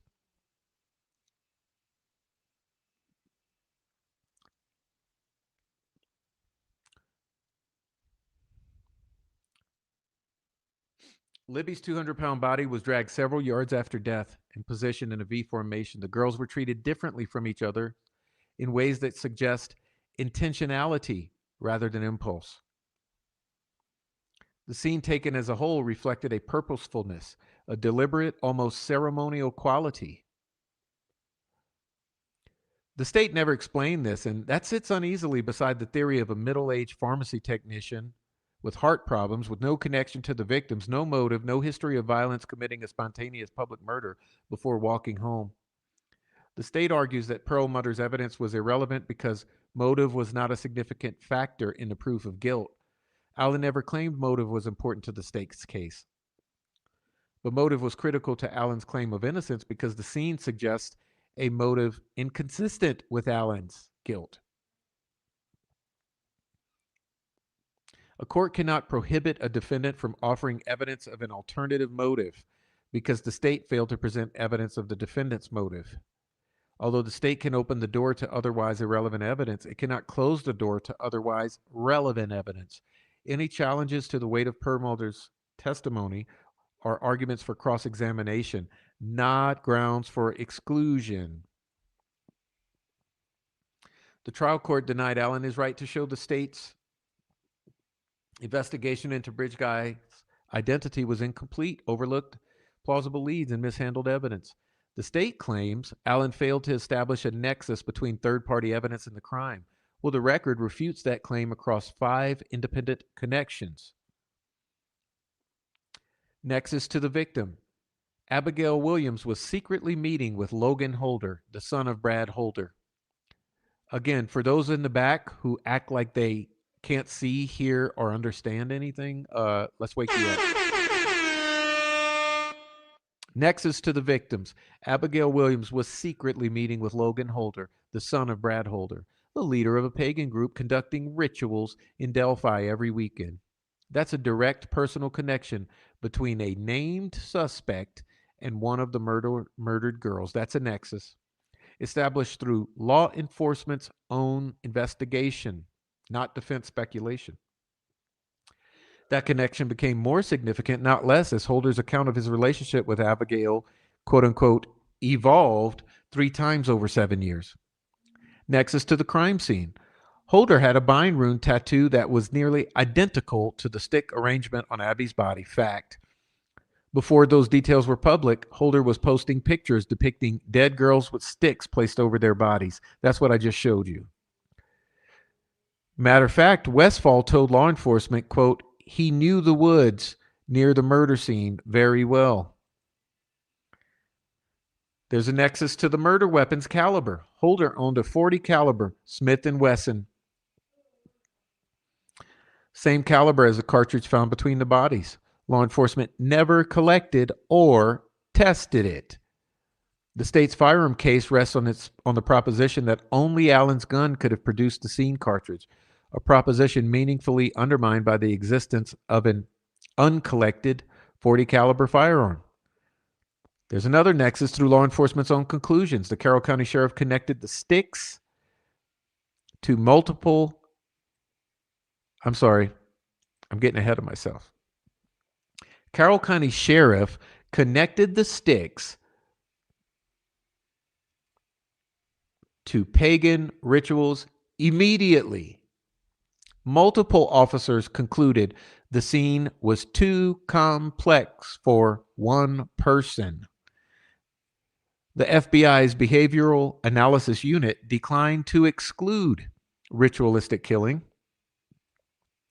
A Purdue professor confirmed the stick markings were consistent with attempts to replicate Norse runic symbolism. These are the state's own pre-arrest conclusions. A nexus that law enforcement itself found compelling enough to pursue cannot be dismissed as insufficient when the defendant adopts it. Like I say, this is law enforcement's theory. There's another nexus through Holder's own admissions. Again, this is an aspect that absolutely made me want to bang my head against the wall, pull my hair out. In 2018, Holder told his wife that Patrick killed Abigail Williams with others and warned her if I talked that they would kill me. The statement is admissible as circumstantial evidence of Holder's own consciousness of guilt. A person without guilty knowledge has no reason to threaten his wife into silence about a crime he sincerely believes someone else committed. And the statement itself is joiner nexus evidence. A named alternative suspect identifying a known other alternative suspect as the killer makes it less probable that Allen committed the crime. Let's talk about that. A named alternative suspect identified by law enforcement naming another named alternative suspect by law enforcement as the killer makes it less probable that Richard Allen committed the crime. The state's nexus argument effectively requires forensic placement at the scene, DNA or physical evidence directly linking Holder or Westfall to the murders. Well, that is not the Joyner standard. Joyner requires reversal based on motive, opportunity, conduct, and a forensic hair match. Allen's evidence, victim connection, crime scene imagery, same caliber firearm, directly familiar with murder location, law enforcement, let me pull it up, own pre-arrest conclusions, and Holder's post hoc admission is a stronger multi-factor package than what Joyner found sufficient. Lashbrook distinguished Joyner on its facts. It did not establish DNA as universal prerequisite for third-party evidence in every case. Boo, boo, boo, boo, boo, boo. The state's claim that police investigated and never connected Holder and Westfall to the crimes is not a response to Allen's argument. It is a restatement of the problem. The right to challenge the investigation's thoroughness would be meaningless if the investigation's own conclusions could insulate it from challenges. Listen to that one. The right to challenge the investigation, remember that's a key component of the appellate filing, is the right to, how did they phrase it? I can't remember, but the right to criticize the investigation itself, okay? The right to criticize or challenge or pick apart the state's botched investigation or the thoroughness of investigation would be meaningless if the investigation's own conclusions would insulate it from such challenge. Then there would never be such thing as impeaching. That's the word, impeaching the investigation. So in other words, the state's gaslight here is you can't impeach our investigation because our investigation never connected Holder and Westfall to the crimes. Well, it's a straw man argument. It's arguing about something that's not being argued. We are trying to debate or impeach the thoroughness of the investigation. Therefore, we have to be able to impeach the investigation. And your own conclusion that the investigation was perfect does not insulate it from challenges.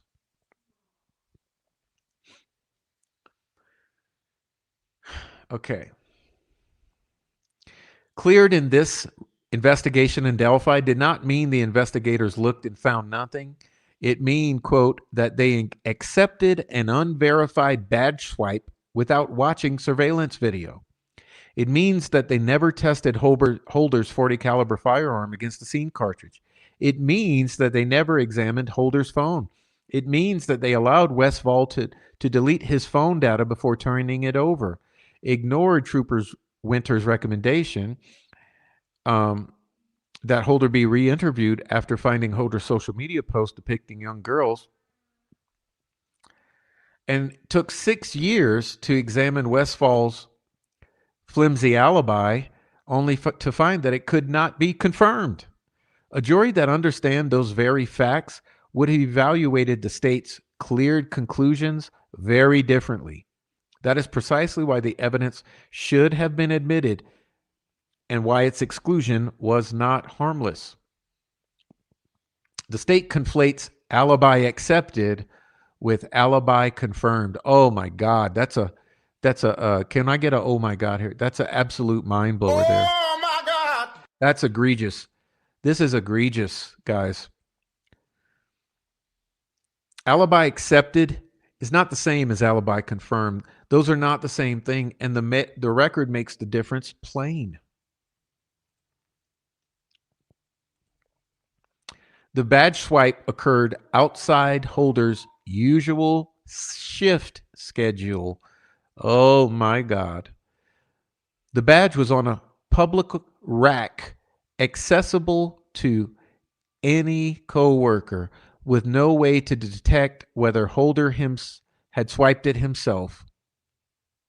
In fact, the human resources officer said so directly. Investigators refused to watch the surveillance video that would have resolved the question. Again, non-existent evidence or deleted or disappeared or ignored. They refused to watch that video. They didn't want to know the answer to that. While Westfall's alibi, accepted for 6 years without any examination, could not be confirmed when it was finally tested. These are not the hallmarks of a confirmed alibi. They are the hallmarks of a flawed investigation. The Holder Westfall ritualistic killing evidence tends to make it less probable that Richard Allen committed the crime. And the state's mishandled alibi investigation only serves to make the evidence more probative. Okay, give me a moment, please.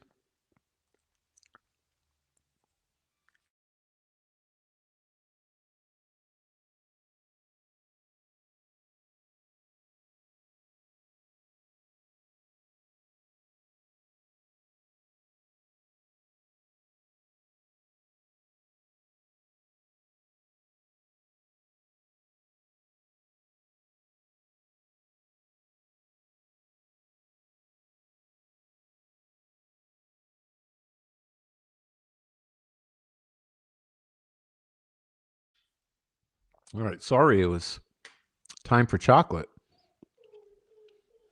Okay.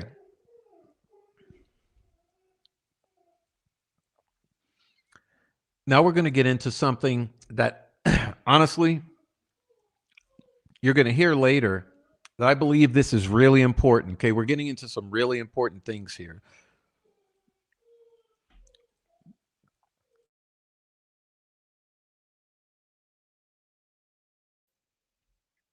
Okay, Tobin. The court committed reversible error in excluding Tobin's testimony. The state argues Tobin was unqualified because an expert in one field cannot offer opinions in another. Tobin was not asked to perform a firearms examination or opine on a field outside of his expertise. He was proffered to explain to the scientific community's critique of AFTE methodology, a subject squarely within his expertise in forensic metallurgy. As a fallback position, the state claims that Tobin's testimony went to admissibility, which is for the court rather than the jury to decide. The argument is contrary to law.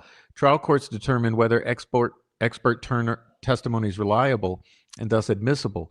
But once admitted, the jury decides whether the expert's credibility and the weight to give their testimony.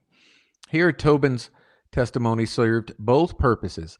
It went to the reliability and admissibility of firearms identification evidence and the credibility and the weight the jury should give Oberg's conclusions, which were exactly based on the AFTE methodology. Allen moved to exclude Oberg under 702, and the trial court denied the motion. Okay. Judge Gold denied the motion without hearing. Allen then proffered Tobin to attack the weight and credibility of her opinion before the jury. The jury should have heard from Tobin. Excluding Tobin's testimony, criticizing firearm identification methodology was reversible error. Testimony was a question of fact for the jury. Finally, the state's attempts to argue harmless error because Allen had alternatives to impeach Oberg, but by excluding Tobin, the court stripped Allen of his chosen defense, which was that AFTE methodology is not credible science, and it's not. We all know that it's not. It's absolute bullshit junk science. Oh my God. But of course, this was a railroading, okay? This locked him into a narrower defense that necessarily conceded the validity of the only physical evidence against him. This prejudiced the jury against him. Allen's fallback witness, Eric Warren, is an active AFTE board member who endorses the methodology. The jury heard debate about whether Oberg applied AFTE correctly, not whether AFTE is credible.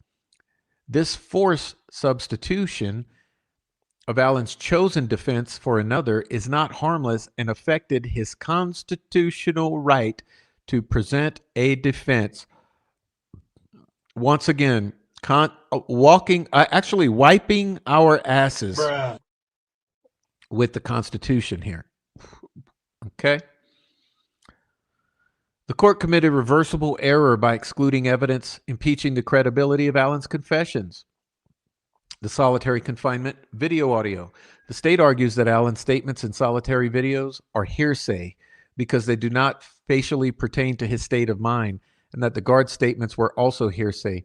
The court should reject both arguments. Allen offered the videos, here's a kicker here, to show he was screaming, speaking incoherently, quoting scripture, singing, and making delirious statements about being King Michael, being cryogenically frozen, and starting World War III. Hello? Hello?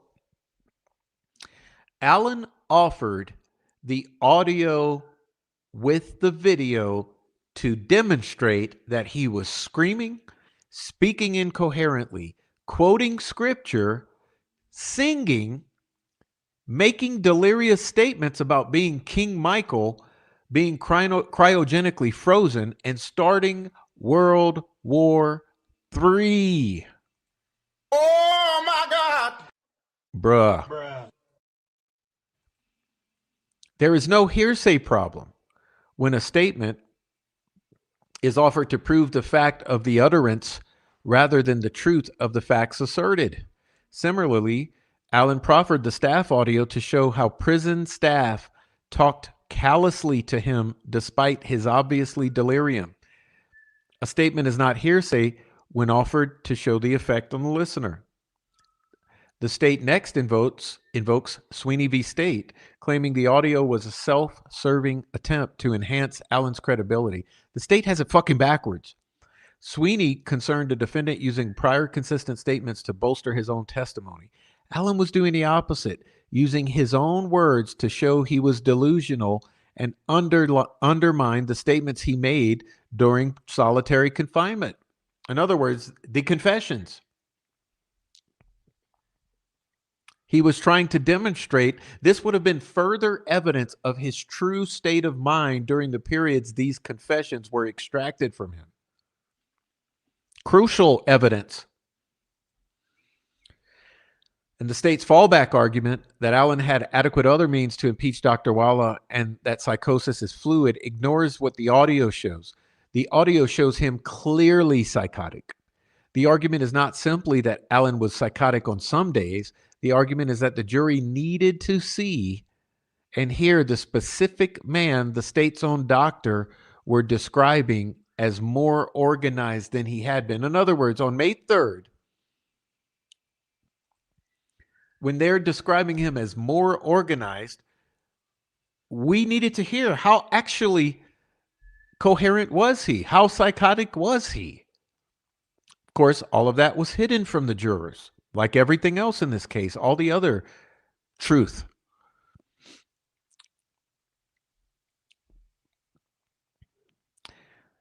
They needed to hear it and place that clinical characterization along the April 28th video of Allen covered in feces, asking to be euthanized, claiming to be King Michael, and singing hymns. Words matter. People matter. Voices matter. Mental states matter. Without the audio, the jury watched a silent film. Without it, with it, the jury would have experienced the truth, the full scope of Allen's psychosis. The state told the jury Allen was, quote unquote, more organized. What the fuck does that even mean? What does that even mean? But the jury never heard what this more organized actually meant with their own ears. Remember what I said about human beings.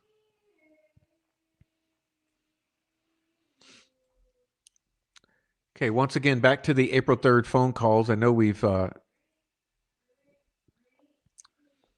briefly covered this. Let's get to this. We're almost done here. The April 3rd phone calls. The state played one of three calls Allen made on the morning of April 3rd, 2023. And then used Trooper fucking Harshman to characterize Allen as calm, subdued, and solemn when confessing, showing no indication of duress or stress. And this is what I was talking about. These two calls that bookend this calm, subdued, solemn confession. Okay. This is something we've wanted to talk about for so long, like I've said, and we've been unable to until tonight or today. The two calls that bookend these confessions demolish this characterization of calm, subdued, and solemn, no indication of stress. They should have been admitted under the rule of completeness, okay? Evidence Rule 106. And we're going to learn more about that a little later. The state argues the trial court permissibly excluded the bookend calls. Those cases support Allen. Librans provides that Rule 106 may be invoked to explain the admitted portion, to place it in context, to avoid misleading the trier of fact, oh my God, or to ensure a fair and impartial understanding of the admitted portion, which is exactly why this was proffered. Hawkins adds that Rule 106 is limited by fairness, and where calls are distinct and unconnected, fairness does not require their admission. In Hawkins, the defendant sought to introduce other jail calls simply because the state had played some jail calls with no internal connection to the admitted recordings. The court found no fairness basis to require their admission. In Librans, the omitted January statement was from a separate interview conducted 2 months before. Okay? This case is the opposite. The 3 April 3rd calls are not distinct conversations. They were interlinking and cross-referencing conversations within a 5.5-hour window. That's so important for you out there to realize. In the 3:12 a.m. call, 2 hours before the confession, Allen told his father he did not know how much longer I'm going to be lucid and warned, listen to this, I cannot vouch for what I would be say going forward. I don't know what I'm going to say. Okay, you guys really, really, really need to read this highlighted portion here. Allen told his father on the first call he did not know how much longer he was going to be lucid and warned that he could not vouch for what he would be say going forward. He said, I don't know what I'm going to say. Okay? The very next phone call, 3 hours later, after he says, I don't know how much longer I'm going to be lucid. I don't know what I'm going to say. I can't vouch what I'm going to say. The very next thing he says is, I think I did it. Okay. Then 3 hours after the confession, he asked his wife, did I call you this morning? When she said he had called, he said, I had the worst dream last night. He could not remember having confessed. Listen to that, okay? Listen to that, please. Guys, come on. All of these highlighted portions here. I'm going to point them to be annoying here.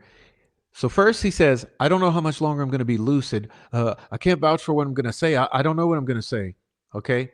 Then the 5 a.m. hour, he says, I think I did it. Okay. And then the 8 a.m. hour, he says, did I call you this morning? I had the worst dream last night. He's in a fantasy world. He doesn't know what's happening. This is the definition of psychosis. He's untethered from reality. Richard Allen.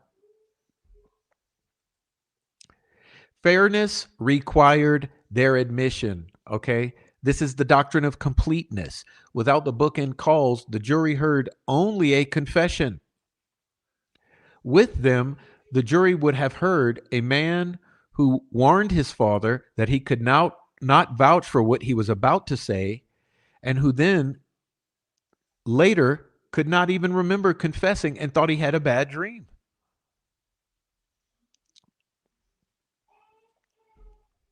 You guys see what's going on here with Judge Gull excluding those two bookended calls? All right. Dr. Grazian's foundation. Dr. Grazian testified that Allen suffered from delirium. When Allen asked Grazian about the observations that formed that basis, the trial court prohibited him from answering.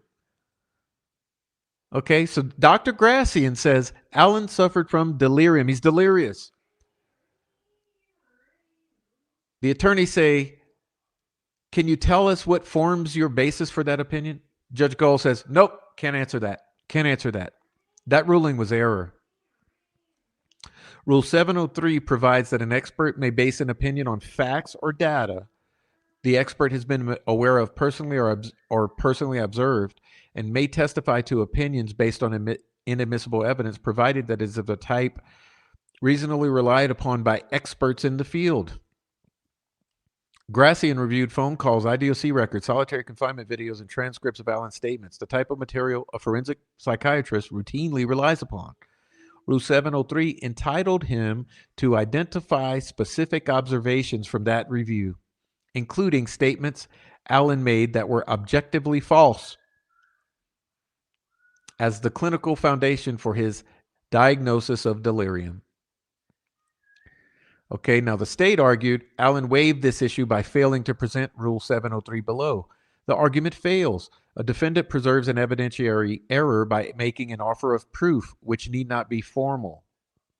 An attorney's explanation of the evidence sought to be proved, it's relevant, and the answer to the objection is sufficient.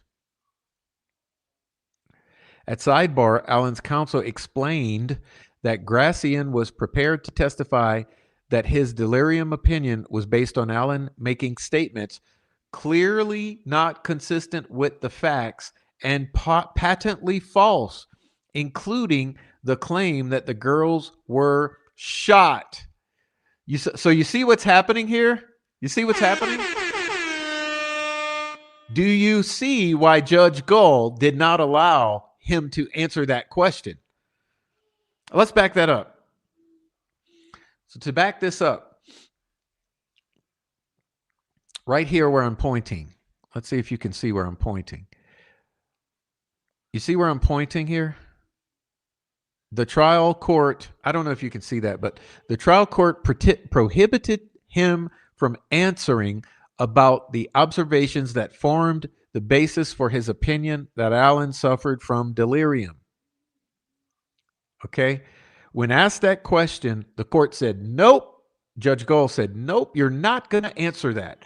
Why did she not allow him to answer that? Because at the sidebar, counsel explained to the judge that Grazian was prepared to testify that his delirium opinion was based on this: Allen making statements clearly not consistent with the facts and patently false, including the claim that he shot the girls. That's why Judge Gall didn't allow him to answer that damn question.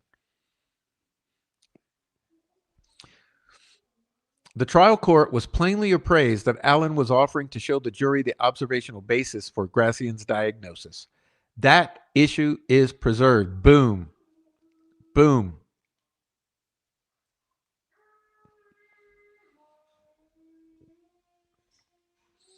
Um, let's go to this. The data on Liberty's phone is consistent with human interaction at 5:45 p.m. Now, see, honestly, guys, this is what Andy Baldwin thought was going to be the nuclear bomb that was going to devastate this case and compel the jury uh, that to find that Richard Allen had no part in this because they would not be able to explain why in the world this phone was interacted with at 5:45 p.m. And Andy Baldwin, unfortunately, put too much weight on this piece. Okay. But that piece is that Stacey Eldridge, a former FBI forensic analyst, found data consistent with a person interacting with Liberty German's phone at 5:45 p.m. In other words, an incoming call. Now check out this. An incoming call arrived to Libby's phone milliseconds before a wired headphone cable was inserted into the device, silencing it. Boy, that is bad. That is compelling. That is compelling information. Very compelling information. Stacey Eldridge, former FBI person, was interacting with the phone at 5:45 p.m. when Richard Allen's long gone. Matter of fact, an incoming call comes in. Milliseconds later, a wired headphone cable is inserted to the device, silencing it. That means someone else is handling that phone. The state concedes the trial court impermissibly allowed the state's witness to impeach this testimony with Google searches from anonymous troubleshooting forums. Okay? You remember the Google search, the hearsay that was admitted? The state resorts to arguing harmless error. Yeah, because that's its only go-to. That's the only go-to to try to get around this fact. They had to argue harmless error on the grounds that there was no movement and the purported interaction coincided with the height of the search for the girls. Both arguments fail. The phone showed no steps, not no movement. Okay? And a person can interact with the phone without logging an interaction. Okay, that's facts. We call that factual. That is factual, y'all. Okay? Furthermore, the search begins sometime after 5 before the crime scene was located, precisely when someone with access to the phone would want to silence incoming calls. Now, think about that. That's the nexus, right? So, the nexus is that just when the search is starting, precisely when someone would want to silence incoming calls, a phone call comes in and that's a wired headphone cable is inserted into it to silence it. That's former FBI forensic analyst Stacey Eldridge. It's not harmless error. The harmlessness argument misses the deeper point. The state's theory requires a single killer who committed the murders, left the scene, and was seen by Carbaugh walking west on 300 North at 3:56 p.m. But if someone was interacting with Libby's phone at 5:45 p.m. to silence an incoming call, that person was at or near the scene 2 hours after Sarah Carbaugh's sighting. A single killer cannot have been seen leaving at 3:56 and still been there at 5:45. Eldridge's finding is not a credibility dispute about phone data. It is direct evidence contradicting the state's all witnesses saw the same person, we promise you timeline.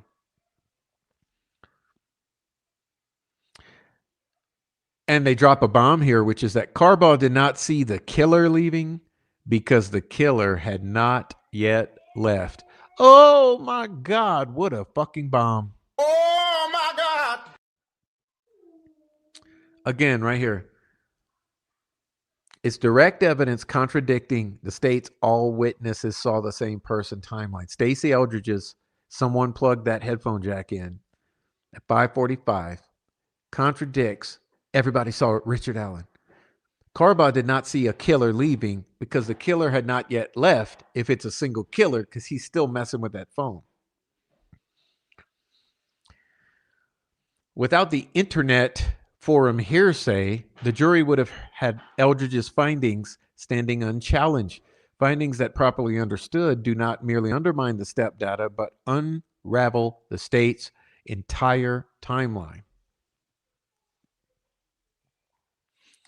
All right, y'all, and to close here, they close with the motion to correct error. The trial court committed reversible error. Okay, in denying Richard Allen's motion to correct error. Weber testified he clocked out at 2:02 and drove 20 minutes home. Okay, the state presented the arithmetic to the jury in closing.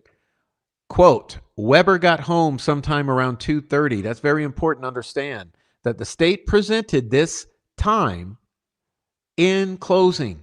Weber got home sometime around 2:30. His van appeared on the private drive at the exact time Richard Allen would have been there with the two girls, and that was something only the killer would know.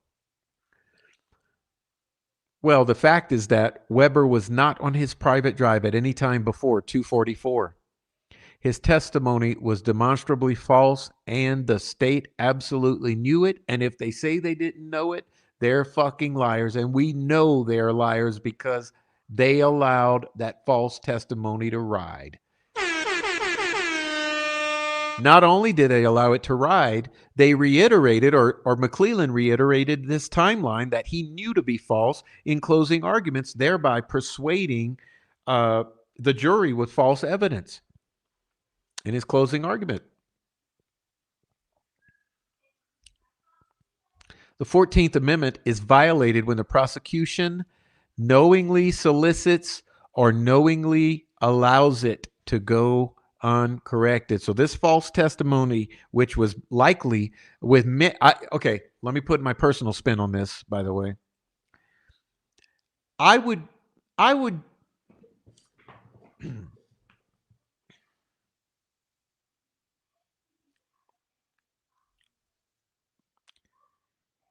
would offer that many of the witnesses the state knowingly solicited false testimony from.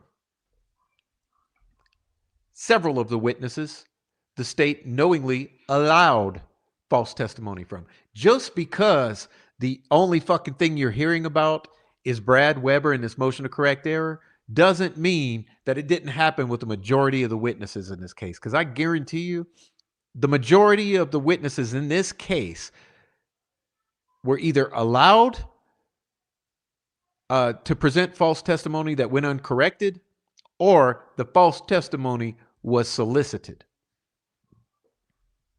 And that's my take on it. Allegedly. The state claims Allen's falsity argument is predicated on an unreliable surveillance video. Well, that's bullshit.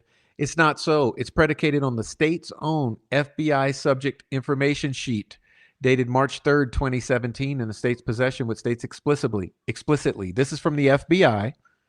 Weber's phone pings to parent's address overlooking crime scene initially at 2:50 p.m. Okay?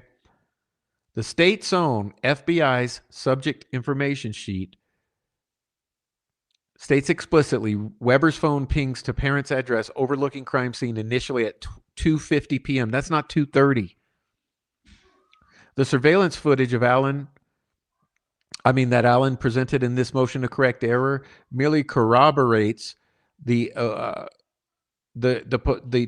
approximate time window at 2:45 that indicates that Weber's testimony was knowingly false, and the state knew it to be false because this is the state's own subject information sheet from the FBI. Now, the state attempts to suggest Weber's testimony was not demonstrably false because he never testified to an exact time of arrival. Yeah, but that's misleading. Okay, that's misleading because we know McClellan specifically gave the time 2:30. Weber's testimony was false because he represented he drove directly home, not because he gave a precise arrival time. The state did not merely fail to correct the misrepresentation, it exploited it like everything else. And of course, Trooper Harshman corroborated, the expert on voice analysis who said that it's definitely Rick Allen's voice on Bridge Guy video. Yeah, he corroborated Weber's account step by step, confirming Weber's 2 p.m. clock out and testimony and testified that Weber told him in August 2024 he drove the white van straight home, which we know is a 20 to 25 minute drive. And that this absolutely fell into place with Allen's confessions. Okay, so do you see how the state colludes here or comes together to stack this narrative against Richard Allen improperly? The state converted an imprecise false statement into a precise corroboration of guilt. That's called twisting the truth to railroad Richard Allen, to exploit everything they could. You see?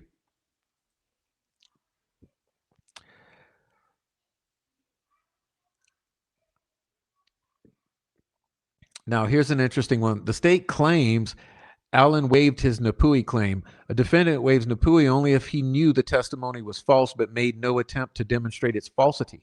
Allen made 6 attempts. The state obstructed every one. Here's an important series of bullet points for you guys. Please listen up. And I know it's getting long in here, but this is this is a section I'd like you to pay particularly close attention to, okay? So here we go, wake you up. All right. Allen attempted to impeach Weber with a prior inconsistent statement. State objected, sustained. Allen attempted to show Weber had motive to lie as an early suspect or person of interest. State objected twice, both sustained. Allen subpoenaed FBI special agent who prepared the report documenting Weber's inconsistent account. Testimony quashed at state's request. Allen attempted to elicit Weber's prior inconsistent statements through agent Christopher Goethe. State objected, sustained. Allen recalled Weber directly and attempted to impeach again. State objected, sustained again. Do you guys see 6?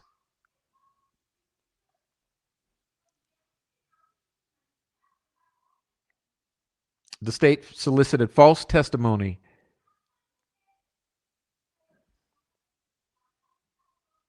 Okay. False testimony that inculpated Allen, used its own officers to make testimony sound even more inculpatory, then actively resisted Allen's attempts to correct the false evidence. This was blatant Napui violation, okay? Look at him. Look at him again. The state obstructed every single one. You see?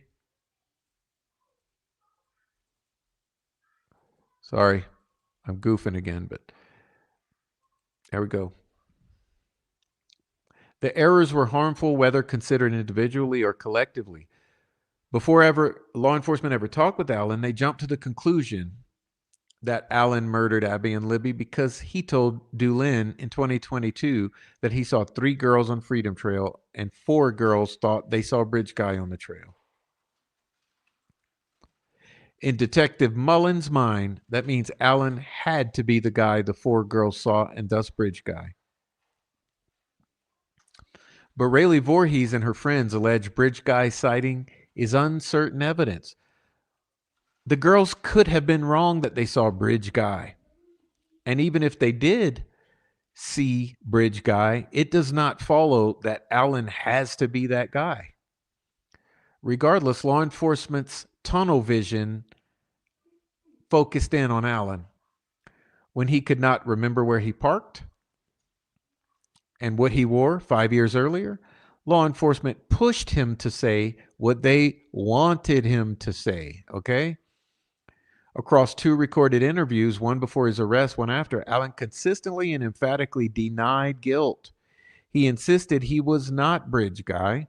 He declared he never met those girls, twice repeated, I did not murder two little girls, and denied 17 separate times that the casing at the scene came from his gun. Of course, to get the warrant, they ignored that Betsy Blair, the only eyewitness to the man on the bridge, described someone very different than Allen and a vehicle very different than his car. They ignored that Blair said the man Carbaugh saw was different than the man she saw. And they outright lied about Allen admitting he wore a blue jacket. They abandoned the obvious theory that more than one person did it. Something else there. That's something else in it. They willy-nilly, erratically, suddenly, and without explanation, abandoned the obvious theory that more than one person did it. They ignored the oddness of the scene and the sticks on the bodies and the fact that Allen lived and worked in a community for 5 years, contacted law enforcement proactively to help, and cooperated fully. 5 days after the murders, Allen gave law enforcement the unique identifying phone numbers for the phone they now claim he was trying to hide. That's another thing for the bloodlusters. They claim Allen's trying to hide the phone. 5 days after the murders, he's giving them his phone information, including the unique IMEI identification numbers. They then confined Allen, who had never ever been arrested, in the most solitary and restrictive fucking cell in Indiana. When he predictably deteriorated, the state mocked Nicholas McClellan mocked his attorneys concerns about his health while collecting psychosis induced confessions. You see that? Facts, all facts. The IDOC and eventually the trial court, at the state's request, ignored the IPAS order and settlement showing that solitary confinement caused the very mental illness that the state was now exploiting. And at trial, Allen was not permitted to tell this story of tunnel vision onto the wrong man. The jury never saw the sketch of Bridge Guy that clearly is not Allen. The jury was not permitted to hear about ritualistic explanations for the crime scene, even though the state considered that for the years prior to Allen. They also could not hear about how the state failed to thoroughly investigate paganists with connections to Abby Williams and bloodletting rituals. Nor could the jury hear that the very science upon which the state was asking them to find that Allen's gun at the scene was unreliable and untrustworthy. This is especially troubling when the prosecutor argued that the state's firearm analyst had never been wrong. The jury never got to hear Allen's tangential, pressured, and delusional speech to show his confessions were not reliable, despite a parade of state's witnesses claiming he was lucid or faking. The jury was misled to believe that Allen knew a fact only the killer would know by presenting false evidence that Weber came home at a time that absolutely fell into place, 2:30, with the state's theory of when Allen would have crossed the water with the girls. Allen's conviction is based on a one-sided story. The state was permitted to build a tight timeline based on the four girls, Blair, Weber, the phone data, and Carbaugh, only because Allen was prohibited from impeaching each piece of evidence. His hands were tied, and his attorneys were. Even if one of these is wrong, the state's entire timeline unravels. With Allen's hands tied, the state's timeline went from superficial inference stacking, which is what I've always claimed, to quote-unquote hard facts corroborated by confessions and a firearms match.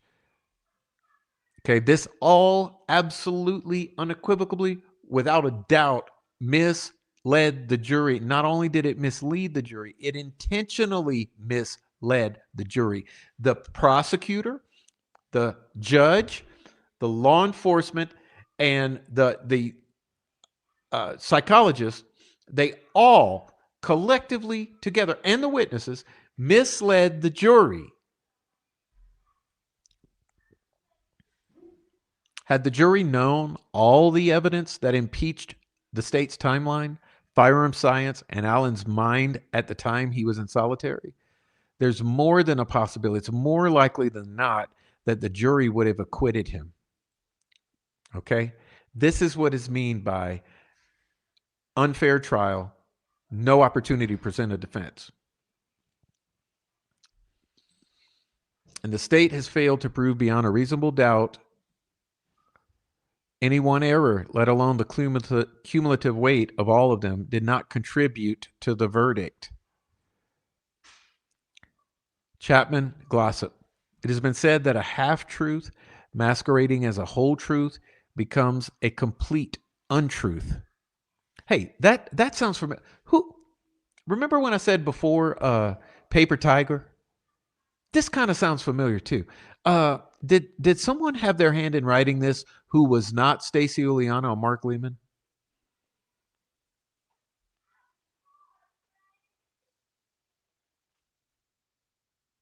Smells off. Smells off.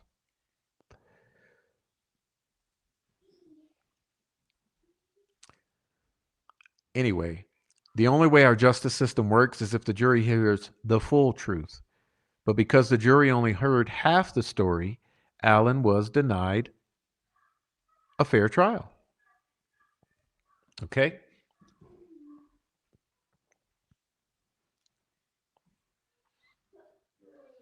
And that's your filing. Now, to close, I want to do something. Let's see if I can get this together.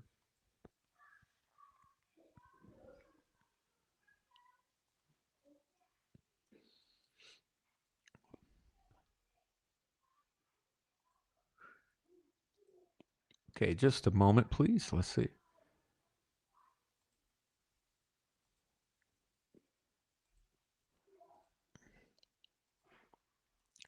All right.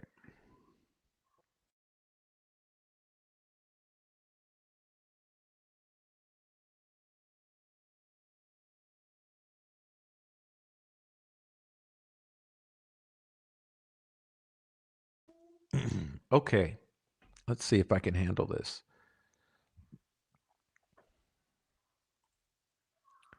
What you're seeing here is an article from my Substack. I told you today that I produced a series of articles. Okay, I produced a series of articles here today at Substack, 4 articles on this particular subject matter. I want to show them to you really quickly. Some of these are pay only, so this will be a free preview for some of you who are not paid over at Substack, but 2 of them are pay only and 2 of them are free to the public. So feel free to go over to my Substack at read the prof. Maybe a mod can put my Substack link in the chat.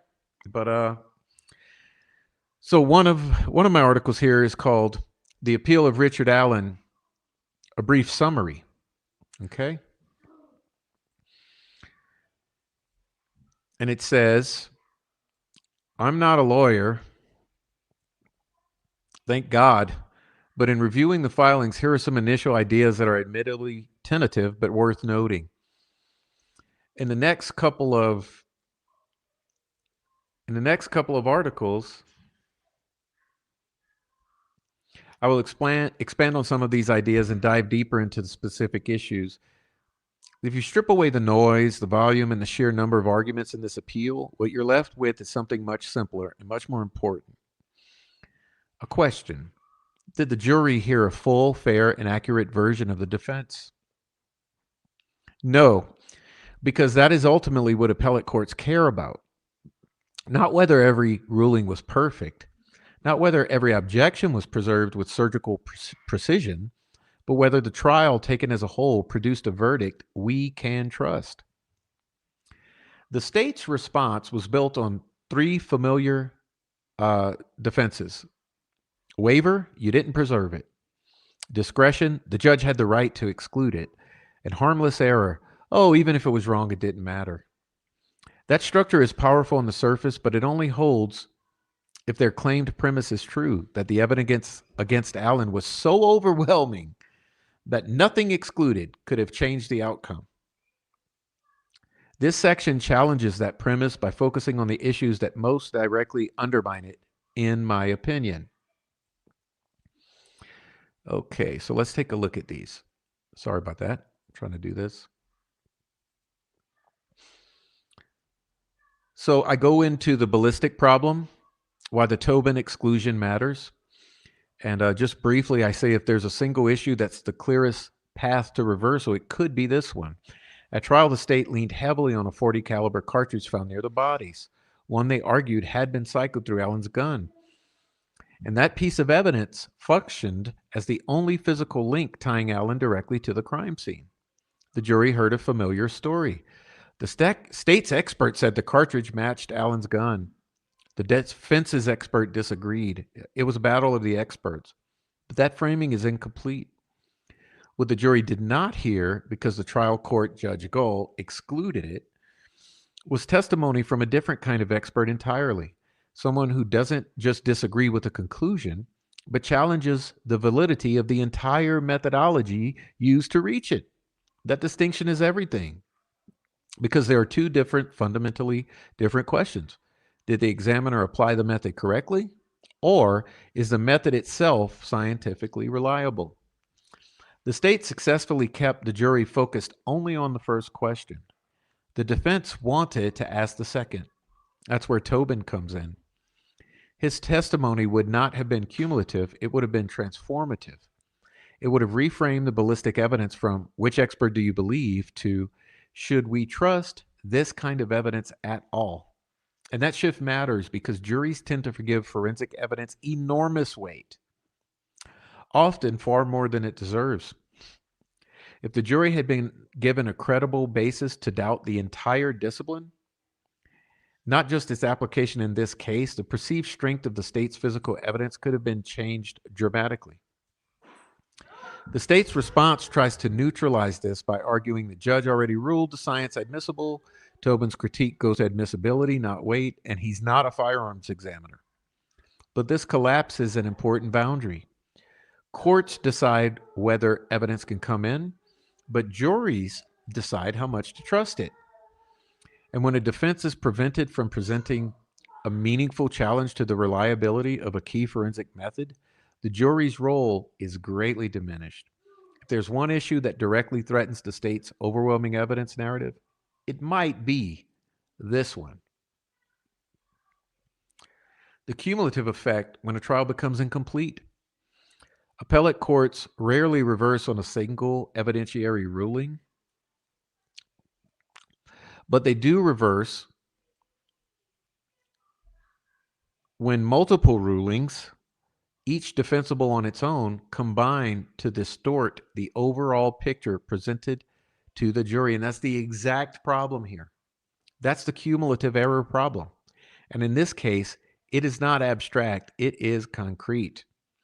Consider what the jury did not fully see or hear: a systemic critique of the ballistics evidence, a visual representation, the sketch that could undermine identity, audio evidence reflecting Allen's mental condition, and full expert framing of how mental deterioration relates to false confessions. Each of these limitations aligns in a particular direction. Each of these. And this was the point of the railroading. They each weaken the defense's ability to challenge the state's strongest points: identity, forensics, and confessions. Of course, the state's strategy on appeal was to isolate each ruling and argue harmlessness. Even if this was wrong, it didn't matter. But that's not how juries experience trials. Jurors don't evaluate evidence in compartments. They evaluate narratives. And the defense narrative here was not simply Allen didn't do it. The defense narrative was the forensic evidence is questionable, the eyewitness picture is inconsistent, the confessions are unreliable, and the investigation may have narrowed too quickly. When key pieces of that narrative are excluded or limited, what remains is not a weakened version, it's a fundamentally altered one. That's the danger of cumulative error. Not that the jury heard less evidence, but the jury heard an entirely different story. Okay. And then I go on and I talk about some of the other issues here. Okay. So you can see here, this is all the stuff. Okay, I'll close with this. The real question for an appellate court, in the end, this appeal does not turn on whether any single ruling was clearly wrong. It turns on a more fundamental question. Did the jury hear a case where the defense was allowed to fully and fairly challenge the state's evidence? Or did it hear a version of the case where key critiques were narrowed, key visuals were removed, and key explanations were limited? If that's the answer, then the issue is not just evidentiary error, it's whether we can be confident in the verdict at all, and we can't. And that's where appellate courts, at their core, do their most important work. My answer is no, the defense was not allowed to fully and fairly challenge the state's evidence, and the jury was only able to hear a case that was extremely narrow and limited in scope. Prejudiced by an overwhelmingly biased judge, and information that was unfairly skewed by the omission of exculpatory evidence and omission of evidence of a botched investigation and possible corruption by law enforcement. I think most reasonable people would agree with this when presented with all of the information. Okay? So that's my introduction to that. And let's see, I'm going to step through this really quickly. The next one is a brief summary of the brief we just read. So I'm not going to go through it exhaustively. I'll just preview it for you. It says overall assessment. The appellate brief is built as a hybrid of doctrinal argument and narrative reconstruction. It moves fluidly between constitutional frameworks and a broader theory of systemic unfairness at trial. The strength of this approach is its coherence as a story. The defense is not presenting isolated evidentiary errors, but a cumulative portrait of a trial shaped by exclusion and asymmetry. However, appellate courts do not typically absorb cases in narrative form. They tend to disaggregate issues, test each under deferential standards of review, and resist global theories unless they clearly map out onto recognized constitutional violations. In that context, the case's strongest pathway to relief is not a single dispositive claim, but a cumulative error theory supported by several close questions. The Franks challenge, evidentiary exclusions limiting the defense's case, the handling of confession-related evidence. The weaker points are those requiring proof of intent, state knowledge, or doctrinal expansion beyond established limits. And I talk about, you can see here, the search warrant and Franks challenge. Okay. I go into confessions and solitary confinement, the right to present a defense,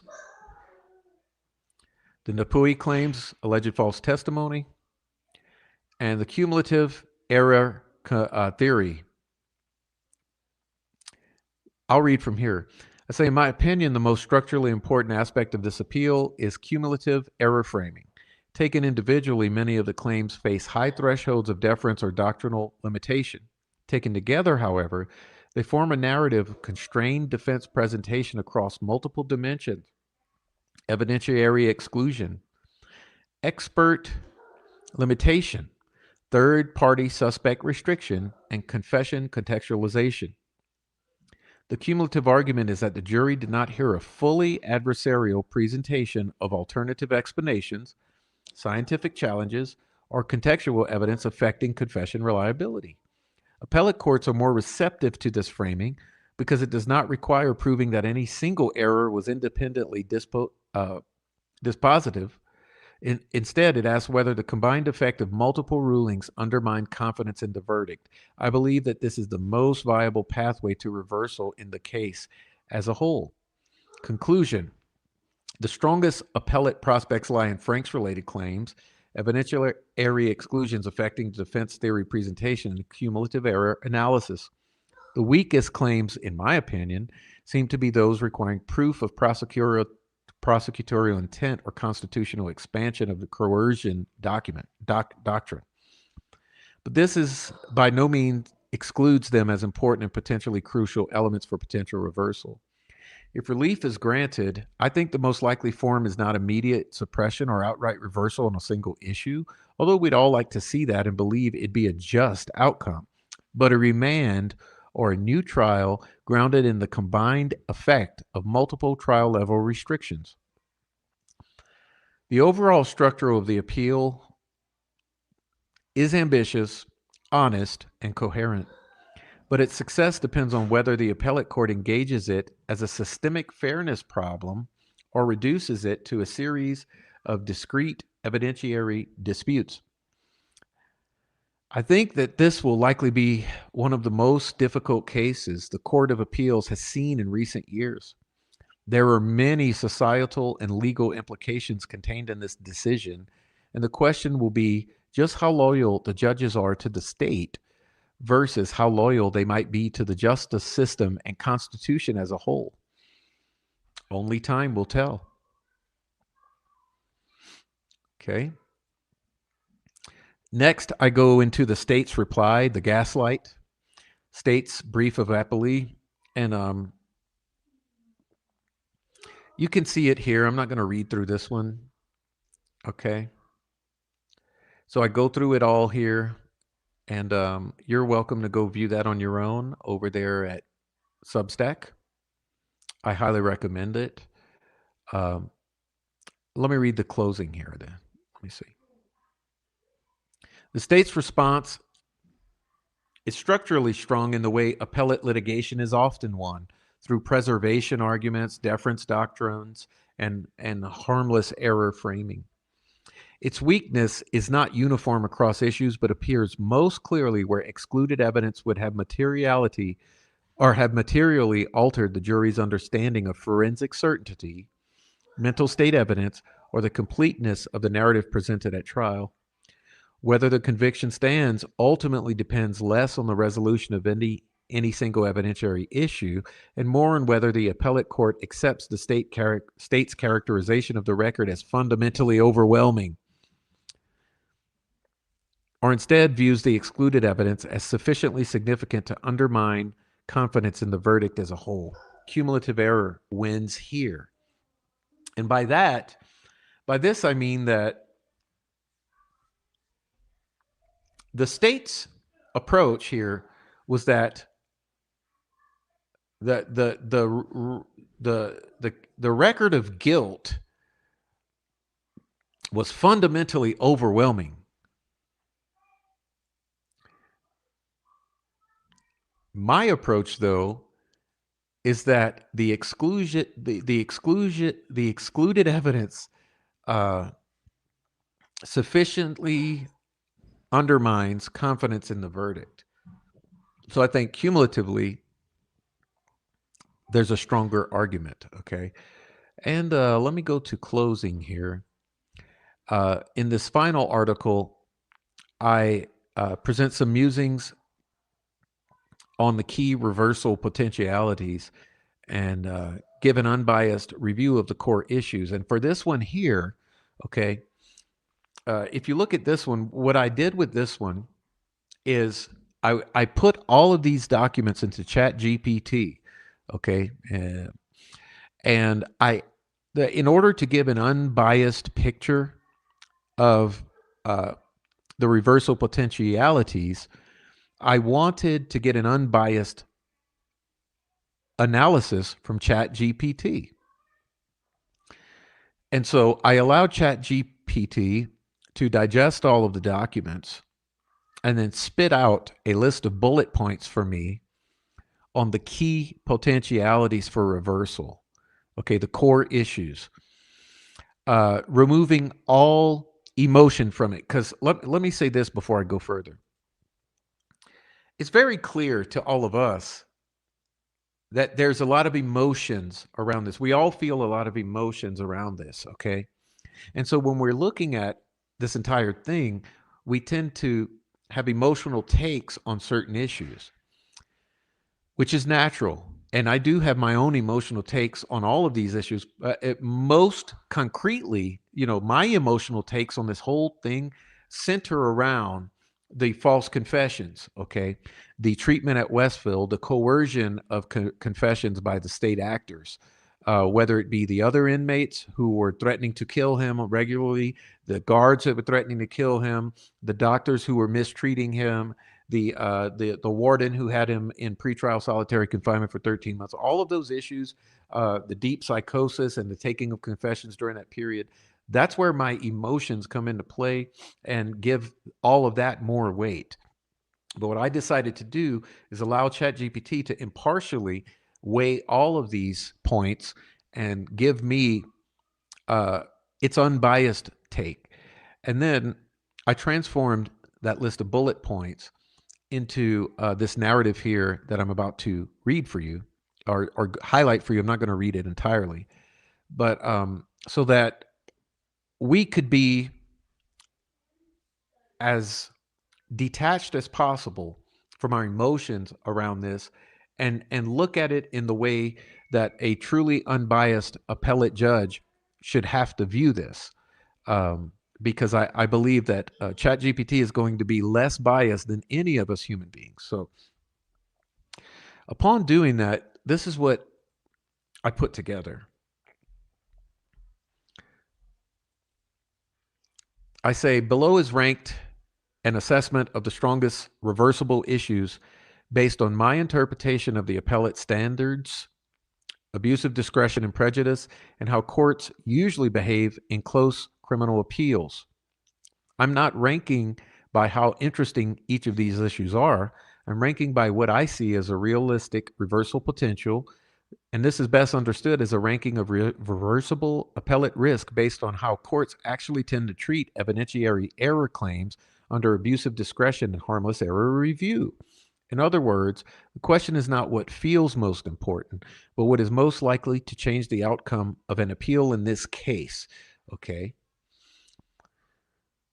The core reversal landscape. Most appellate courts do not reverse on isolated evidentiary rulings unless those rulings strike at the foundation of the state's proof or collectively distort the fairness of the trial. That distinction drives everything here. The strongest arguments are therefore those that either undermine a core pillar of the state's case or accumulate into structural fairness problem. Okay. So upon all of this review in the most detached, unbiased fashion possible, the most serious reversal candidates appear in this order, in order of importance. And number one being the exclusion of Tobin and the AFTE ballistics challenge. The strongest single appellate issue is likely the exclusion of Tobin's testimony challenging the reliability of firearm and tool mark identification. What makes this different from routine expert disputes is not that it is not merely about disagreement. Is that it is not merely about disagreement with a particular examiner conclusions. It goes to the validity of the entire methodology used to connect physical evidence to the defendant. That distinction is critical in appellate terms. At trial, the jury heard a conventional expert versus expert dispute, essentially framed as competing interpretations within an accepted forensic discipline. What the defense sought to introduce was structurally different, a critique suggesting that the discipline itself may lack sufficient scientific reliability to support individual identification at the level presented by the state. Appellate courts are generally more receptive to broad cross-disciplinary critiques of forensic science than trial courts sometimes are, particularly where such evidence directly bears on the only physical link between the defendant and the crime. The prejudice argument is also unusually strong here. If the cartridge evidence is meaningfully weakened or recontextualized, it affects one of the state's central corroborating pillars. That, in turn, directly impacts the overwhelming evidence narrative that underlies the state's harmless error review. For those reasons, if there's a single issue with a realistic pathway to reversal, it's this. Cumulative error. The strongest avenue is not any single ruling, but the combined effect of multiple limitations on the defense case. Okay, and I go through that, and you can see it here. Okay, now secondarily, aside from the cumulative error and the exclusion of Tobin's critique of the forensics methodology, here are some further plausible reversal arguments. Exclusion of the bridge guy sketch. Okay.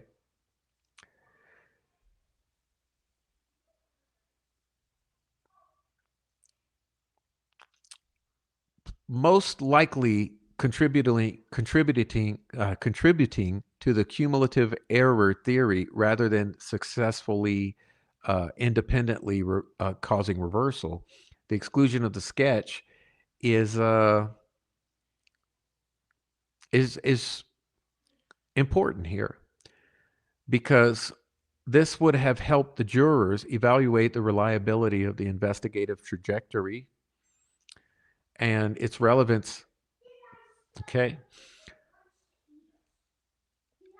Another contributing factor would be the confessions or the limitations on mental state evidence.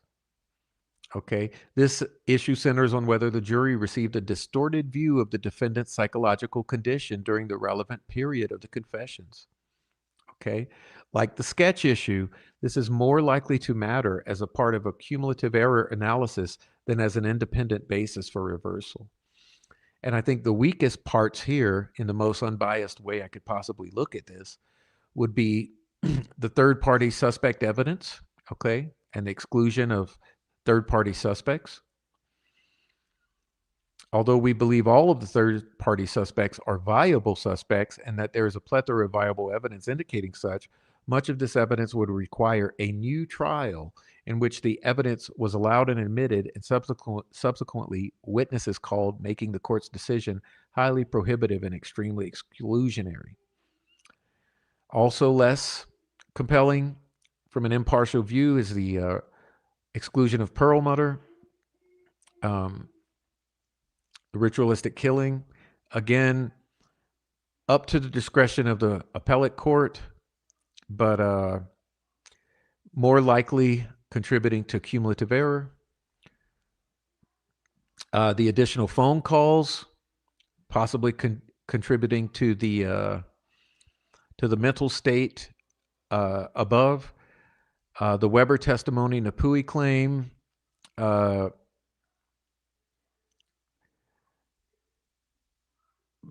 possibly being decided upon favorably, requiring proof the testimony was false. It depends on how these appellate judges view that FBI subject information sheet and the pings. And the prosecutor's knowledge of that and whether or not that meant that he allowed testimony to go uncorrected. When these issues are viewed through the lens of how appellate courts usually reverse criminal convictions, this hierarchy becomes clear. The strongest reversal candidates seem to be the exclusion of Tobin's testimony and the cumulative error theory. These both engage directly with the integrity of the evidentiary foundation supporting the conviction. As I mentioned, that second tier consists of the bridge guy sketch and limitations on mental state evidence. These are meaningful but somewhat less to independently justify reversal. However, depending on the weight the court gives these pieces, the mental state evidence with this bridge guy sketch